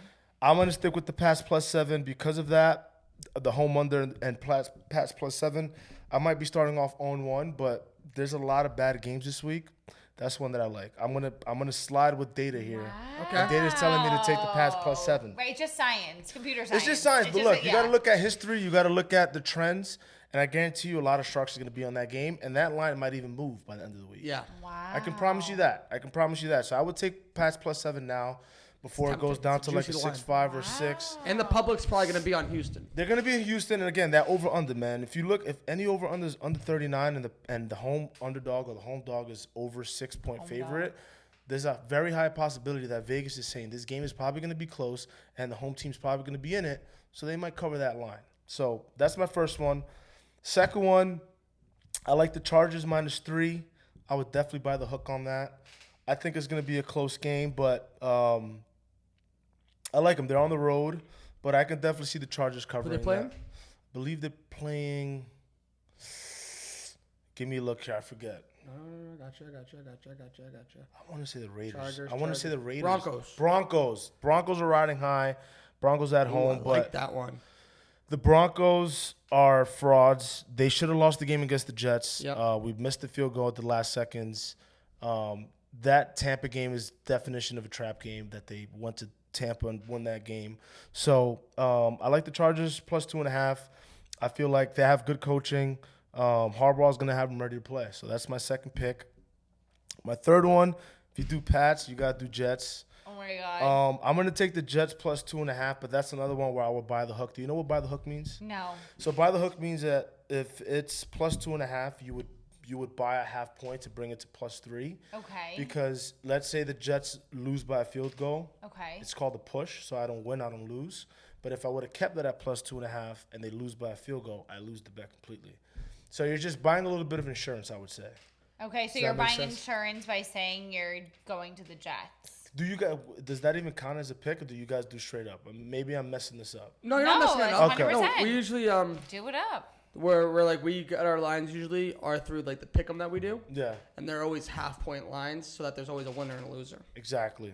Yeah. So what But- I'm doing is just buying the insurance that even if they do lose by like whatever you bought it up or brought Yeah. it down to, you're kind of covering yourself a little bit. But yeah, I like the Jets. The reason for that is because I was actually in the building last year when we beat them on Monday Night Football. We always play the Bills tough. Even historically, the Jets are a terrible organization. I get it. We've been destroyed by the Patriots over my lifetime, but no matter what, we always play the Bills tough. It's always been a team that we play tough. So if we're going to beat them once this year, I think we'll beat them at home. And, the Jets are a home dog. Home dog. So I'll take the home dog for that. Oh, I love Go it. Jets. These are Yeah. great picks. Yeah. My picks are not as obviously thought out in that way, as impressive as that. Mine, I'm going to go with the same mentality as I went with last week. I like it. Which is I'm just picking the people that have more wins than the other teams. That's a You strategy. did well last week. The only So- one you missed on was the Seahawks. Yeah, you went 2-1. So- yeah, you did great last week. Thank you. So that's what. Thank you. Yeah. Back to 1 weeks for you. So Yeah. I will be Huge. doing that again with the Packers and the Cardinals. I'm picking the Packers because the Packers are winners. In 3 and 2, Cardinals are 2 and 3. Okay. The Texans versus the Pats, right? Yep. I'm picking the Texans. I'm sorry. You No, two. listen. Because okay. the Texans are 4 and 1 and the Pats are 1 and 4. So again, I'm only going based Listen. off of Hey, whoa, no. based off of that, even though It's a lot of points. yeah, It's a lot true. of points. They could have won by 2 touchdowns. Pretty That much. is so true. Yeah. But I'm gonna stick with what I know here. Yeah, and I then love it. The Bucks and the Saints. I'm picking the Bucks because they're 3 and 2, and the Saints are 2 and 3, and that's it. I feel like this year, like all teams are like just acting wild. So I don't even know like who to pick. That's you know NFL. What I mean? The more you watch the NFL, This year's been wild, though. No, this year's this been is wild for crazy. sure. Dude. But like that's the NFL though. Like that's what makes the NFL. The thing that makes the NFL so great, and the reason why that football has gotten so big in this country, Is the script keeps getting crazy. Any and given crazier. Sunday, baby. any given Sunday, like it truly does not matter. It's called parity. So like anybody can beat anybody, and it's more evident in the NFL than any other sport. Any other sport. Wow. I couldn't agree with you more on that. Couldn't agree with you more on that. So your last pick is one of my picks, the Bucks over New Orleans. I agree. I think your boy Crybaby Baker. I think that they just dominate New Orleans. I also don't think Carr is going to play. He's not. He's already out multiple weeks. Okay, so Yeah, there you oblique. go. Yeah. Once I know it's the fourth quarter, but I don't know where that quarterback came from. He's a rookie that they have coming in for him, and I just don't believe in him. Oh, I'm just gonna go against him, especially with that Bucks defense with Todd Bowles. Got to. The Bengals minus 3.5 at home against the Giants. The Bengals have underachieved so far this year, but I think, like I said earlier about the about the Bucks when they had Tom Brady, I think They always start slow, They too. always start slow. Never this slow, but they always do. Always do, and they've had a tough start to the season. Very They've tough. played the Ravens. They lost to the Pats, though, man. That's Yikes. That's a tough that's game. bad, pretty bad. That was but, bad. But they've their offense, you can see, starts to click. Jamar Chase is becoming Jamar Chase again. he's wide receiver 1 right now in Right. fantasy. Yeah, T. Higgins had 2 touchdowns last week, so they're starting to click right now. I think the Bengals dominate the Giants. I That think that's defense, like though. that's my lock of the century, probably. Really? The century. Yeah, the Bengals over the Giants, probably my lock of the. I think that's gonna be like it's gonna be one of those games at halftime where it's like You flip to red zone. yeah, like 35 to like 3. Yeah. Wow. But opposite from you, my last pick is Arizona plus 4.5 at Green Bay. I think opposite of what the Bengals are, I think Green Bay's been overachieving this year. I think they actually have a lot of turmoil in that locker room. They had one of the receiver, Romeo Dobbs. He stopped showing up to practice last week because Really? I he didn't was know upset that. about the way he's being shown in the offense. Yeah. But wasn't he hurt during camp too? Yeah, he was hurt during Yeah. camp. So like, dude, you're not in the game plan because you weren't. When we were installing the game plan, you weren't there. Yeah, so Thursday and Friday he didn't even go to practice. He had to send somebody to his house on Friday afternoon. So I just think that locker room is just in turmoil, and I think that this is who's the quarterback? Kyler Murray. I think that it's his best year so far, and I think this continues. I think he heard all the chirps last year about how he Yeah, but do you know what's about to happen though, right? COD's coming out. COD's coming out. Who's COD? Call of Duty. Who's COD? Oh, I love you, Rich. I Call thought of you Duty. said- He had just signed an endorsement deal with them too. Of course you did. And guess what happens when you sign endorsement deals? Oh, you have to play? Is that what it is? No, you sign endorsement deals for distracted. Call of Duty. You get distracted because now you got to do commercials.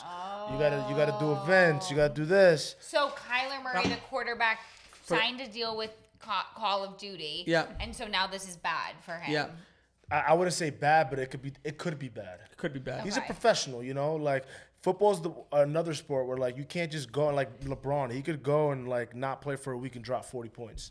Like in football, if you're out for 3 weeks, like you're not gonna come in and like just be who you were 3 weeks ago. Like you have to practice. You have to be locked in. Right. Game plan going back to the coach. Like Right. you have to be. But in I think this is the Speaking of being locked in, though, how's Travis Kelce doing? I was.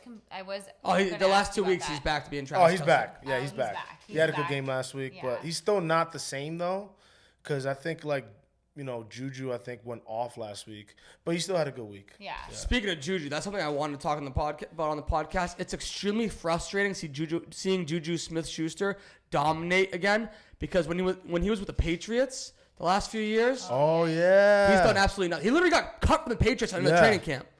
And That's a system thing. I feel like it just but back to what you were saying about coaching, it's about using your players to that's another maximize their part of talent. coaching, Yeah. Wow. And like so he went from I think he's had more production in the last 2 weeks being back with the Chiefs than he had with his 3 year with the Patriots combined.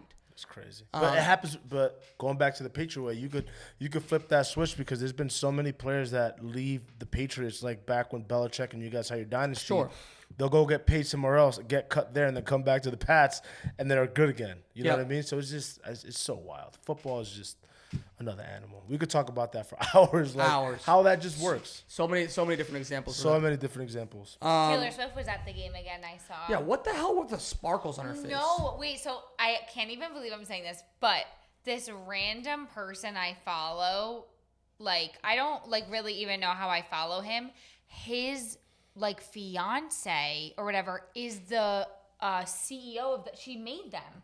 It's her company. They made the dots. The Yes. glitter? So it's this brand called Face It.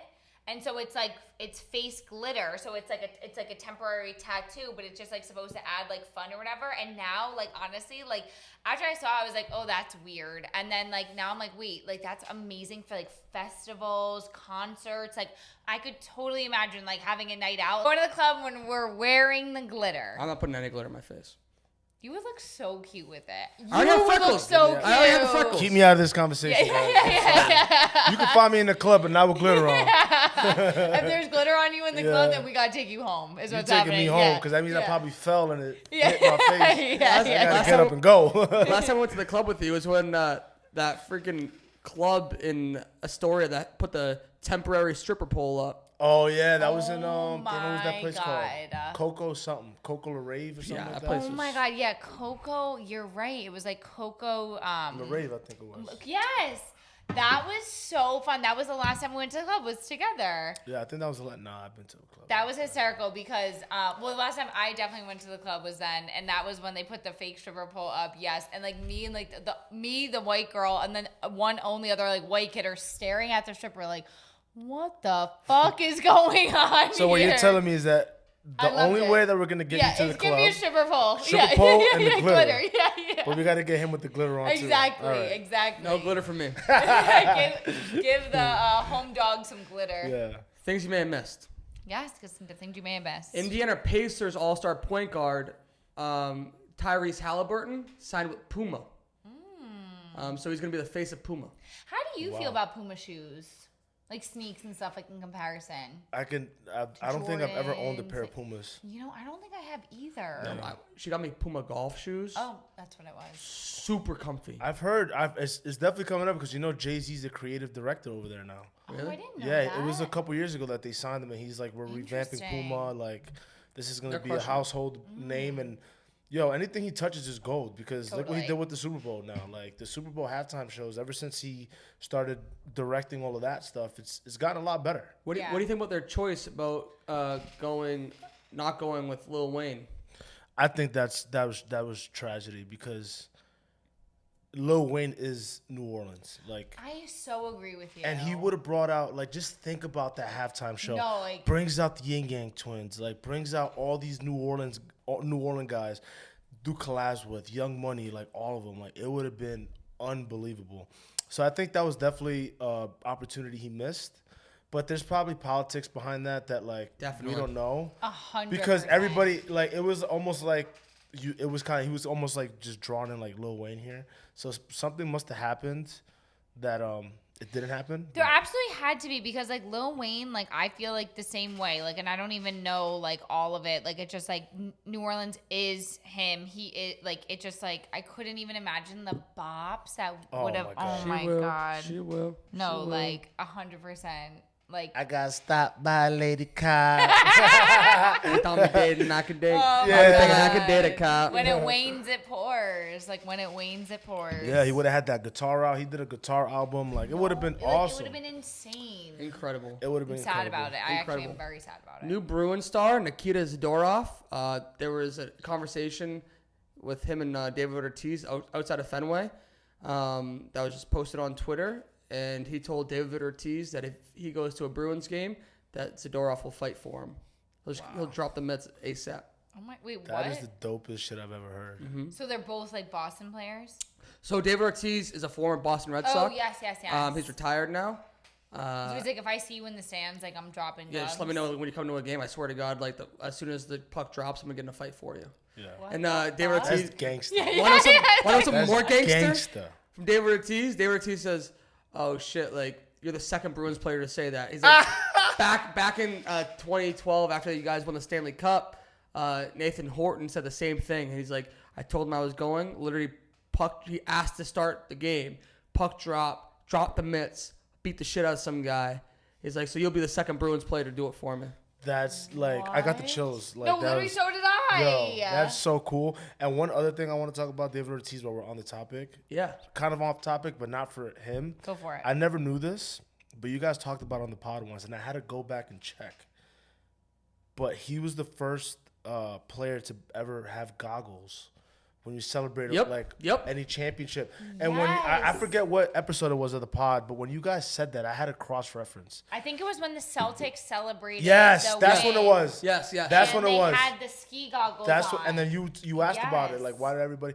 And I cross-referenced it. I'm like, I went to the 2000 World Series when the Yankees won. I'm like, nobody had goggles on. And then 04 when they won, it was 04, right? I think it was after the 04. Actually, no, it might have been 04. I think it was 04. Because it was when they won the ALCS. He said it burned his eyes. And I remember when they did the whole documentary about like that run, one of the players, he like had a camera the whole time. What was his name? The first Kevin Millar. Was it Kevin Millar? Yeah. And like Three nights in October. You got like you got it behind the scenes, and everybody's like, he was like, everybody got goggles on. Where these goggles come from? And like I was like, oh shit! Like I put 2 and 2 together. Anyways, that was my side story about David Ortiz. We like, gotta like do like a celebration and have put goggles on. Yeah. I gotta get goggles. Seriously. How did you feel about David Ortiz when he was on the Red Sox? Because obviously you're I loved Dominican. him. He's a Dominican icon. If you went to Dominican Republic and when I first started going, which is like 06, 07, everybody was a Red Sox fan because they had They had I'm not Manny. They had Ortiz was Manny on the team at that point. They had Manny. They had Pedro Martinez. So they just had legendary like Dominican players. And Dominican Republic is a very small country. So a lot of these players, they after the season, they go back over there. So like the Yankees didn't really have Dominicans on the team. I don't think they had any, to be honest. So the Red Sox were just so beloved. Like my dad, I remember that year, like was rooting for the Red Sox to win after the Yankees lost because they're just such a big influence in our culture. So I've always respected Ortiz, and especially when he was on the Red Sox, like I always respected him. So who's your like Nate like loves Cristiano Ronaldo because he's Portuguese. Like who's your Dominican guy?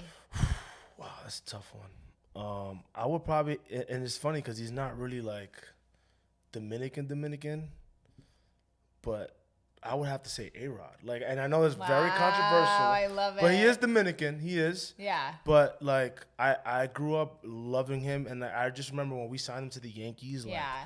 I think I cried. Like, I was so happy. Like when we got him.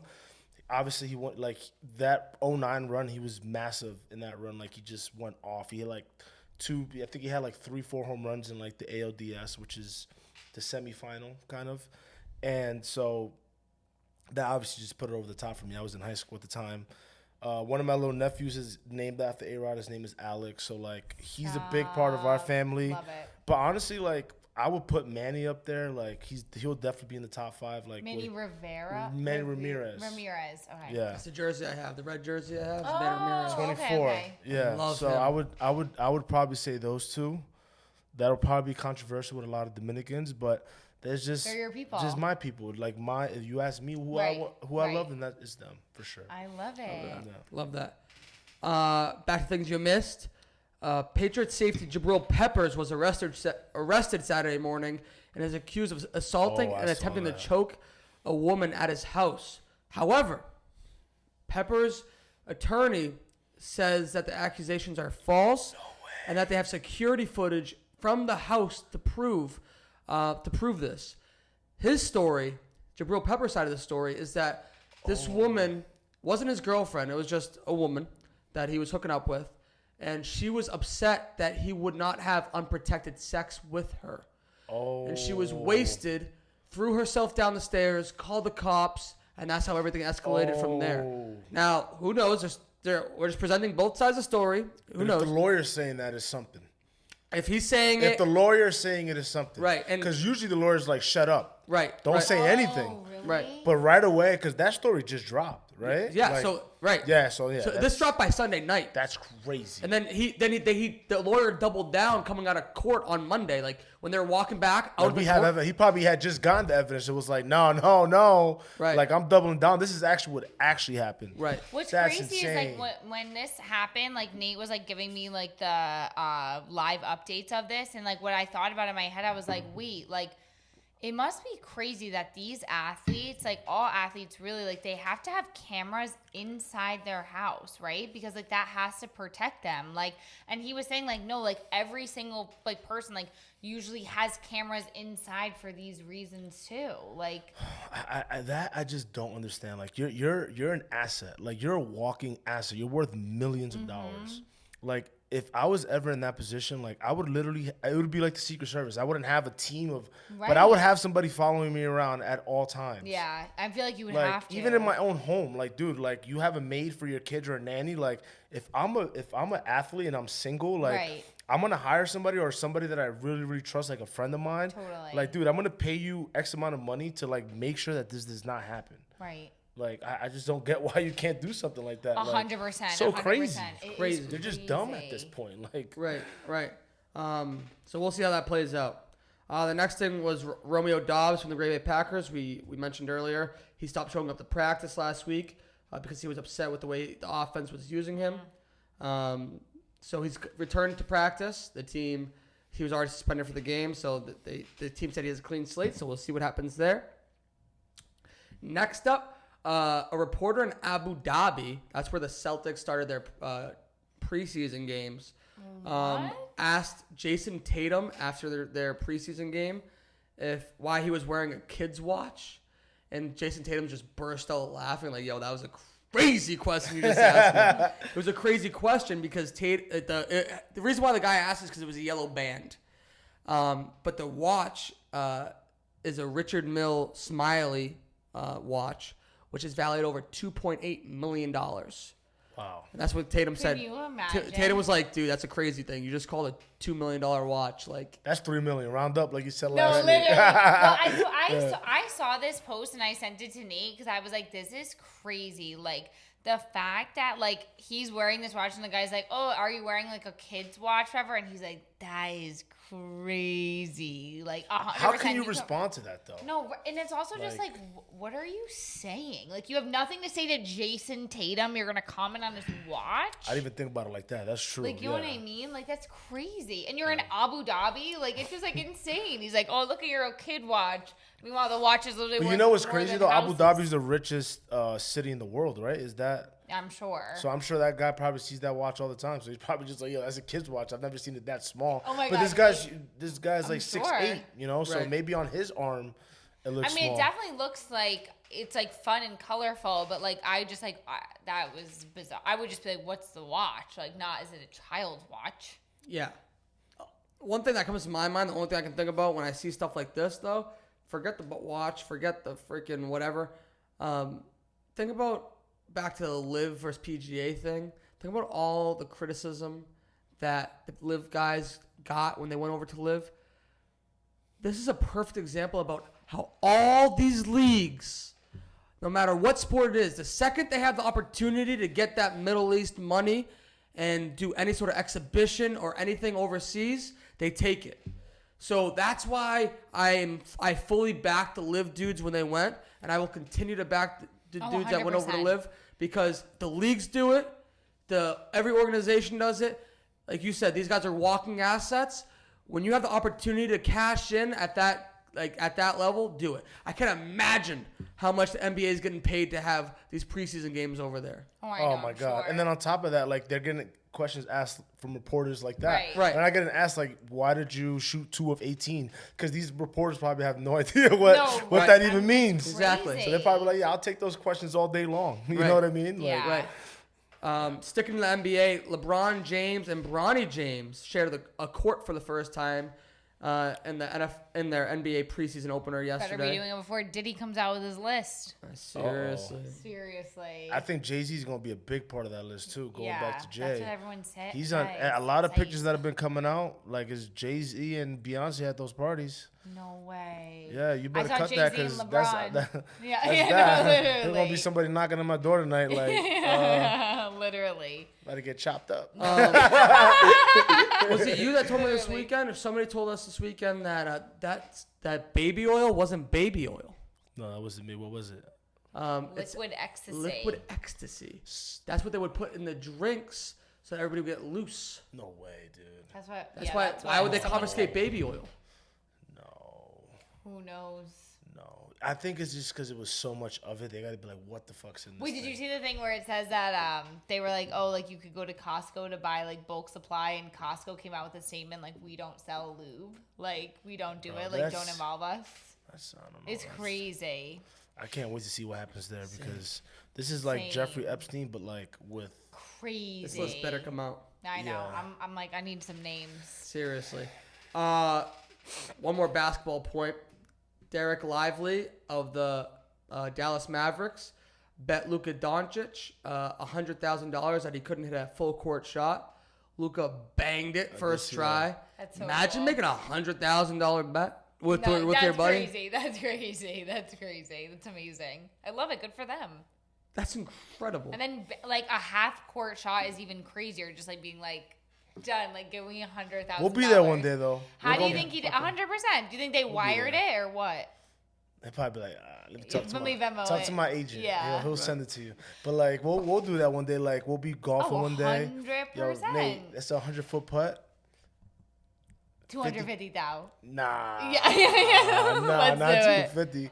I be like, yo, 50K, you bang this right now, I'll give you 50K. If not, It's then just numbers you to asked them. out. It's just Yeah. silly. Like it's amazing. 100K to them is probably like $100. Right. Yeah, I'm sure. You know what I mean? I'm sure. Maybe 1,000. Maybe 1,000. No, maybe no, probably like 100. If you're making $20 million a year, Like, Yeah, you're right. That's amazing. That's like, that would be like $100. Bravo came out with they're coming out with a new show with the Chiefs wags, the wives and girlfriends of, and it came out with a report that Brittany Mahomes and Taylor Swift, to bring it back to Taylor Swift, declined the offer. Isn't that crazy? They're I too mean, big for obviously, that. like, why would they? Who was Right. Bravo? If it was like Netflix, maybe, but That's what I feel like cares is a about little Bravo? crazy. Like with, okay, first of all, who cares about Bravo? I was waiting for you to say something. Yeah, don't do this to I me. said it just Don't to do say this it. to I'm me. Team Don't do Bravo. this to me. I said it just No, to say do it. not use Andrew, that. you Do too. not, Andrew do loves not. that. I Andrew love loves Bravo. Me and Andrew literally had a 45 minutes conversation about Bravo by the fire this weekend. Listen, It's the best. It's I did it juicy. just for this It's to some happen. drama. I know it exactly. But yo, I'm addicted to it now too. But anyways, go But ahead. like, I think it's a little crazy. Like, to be honest with you, like if they thought that they were gonna like be doing like the wags, like you could do someone totally different. Like Pick any random team. Pick any team. Like I feel like going with the Chiefs, thinking that Taylor Swift and Britney were gonna do it. Like who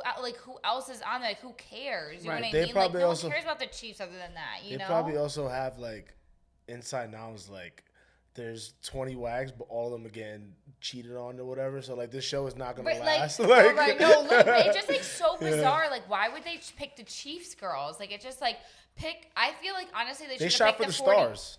They They should have shot for picked the the stars. 49ers. Like, I love, like, Claire. I mean, obviously, like, I love Claire Kittle, but then it's, like, Kristen Juszczyk, like, who literally is, like, making, like, a collab with the NBA, like, with her new clothing line, like, everything. It's, like, they would have had such better, like, Oh, I see points what you to mean. go off of. Like, Yeah. such better storylines and, like, the Chiefs That would be a big girl. opportunity for them versus for Exactly. Taylor. She's like, Right. Why would Taylor Yeah, Swift be that on makes- reality I see your TV, point like now, yeah. talking about Travis Kelce? Yeah, like, for sure. are you freaking kidding me? Absolutely not. Bravo needs to So, hire you. thank you. They need to hire honestly, me. yeah, CEO. you need a producer over Thank here you. Thank you. producing shit. You know, Exactly. Seriously. No, Yeah, 100%. I like that. 100%. We already covered a little bit earlier, but MLB playoffs. All the series are tied at 1-1. So that's definitely something to keep watching. And then other things you can watch, obviously NFL and NCAA football. That was a game. I saw a stat before the wedding. Going into Thursday night football, we're gonna have 55 days straight of football. Oh my goodness. No way. 55 You guys are days crazy. straight of football. So there was a game on tonight. I think it was FIU and Liberty. I didn't check the Yeah, score yeah, on yeah. that, but there's gonna be football for the rest of the For the up until the remainder. up until the holidays, pretty much. No, Yeah. but literally. Yeah, That's every day. Crazy. Football's the best. It's the best. But then now you're gonna have MLB like playoffs. You're gonna have NBA. There is like NHL. a trifecta date. It's October 28th, where it's NHL, MLB, NBA, and NFL are on the same day. It's the Apocalypse. eclipse. Yeah. Serenade me, girl. Yeah. Serenade yeah. me. That No is- way you're that- getting me off the couch. Yeah, no way. There's no cooking that day. We're just ordering pizzas and just watching Exactly. sports. Yeah. That's Well, this awesome. was the fastest 2 hours of my life. Literally. 100%. This is a fantastic experience. This was the best, Kevin. Might be Thank one of the you best. so much. No, Yeah. this was the best. Like, having you on was so amazing. Thank you so much for taking the time to come and sit with Seriously. us. No, Like, I'm gonna it was incredible. like we've had a lot of like fun times together. Like I've known you forever. Like Rich, I love you. Nate, we already know how much I love you. Like this has been one of the better experiences that I've been able to share with you guys throughout like how much we've known each other, and like congratulations on where you guys are at. Sky's the limit for where you guys are going. Like I've heard some of the plans. Like I'm very excited for you guys, and I can't wait to be a part of it and to see in the background. I was like, wow, this is awesome. So love you guys. Oh my God, you are the best. You're always a ever. part of it. Always Yeah. open button invite for everyone whenever you want to come on. Could be as Absolutely. frequent or as distant as you want it to be, baby. We'll see. Well, Thank thank you you so so much. much. Let's end it with the only way we know how to, with the cheers. Cheers. Cheers. Love you guys. Love you. Love ya. Thank you so much for listening to another episode of your favorite sports drama podcast, The Double Dose, the drama of sports. Don't forget to rate and subscribe to our podcast wherever you watch and listen, and give us a follow on Instagram, TikTok, and Twitter at Double Dose Pod. Thank you.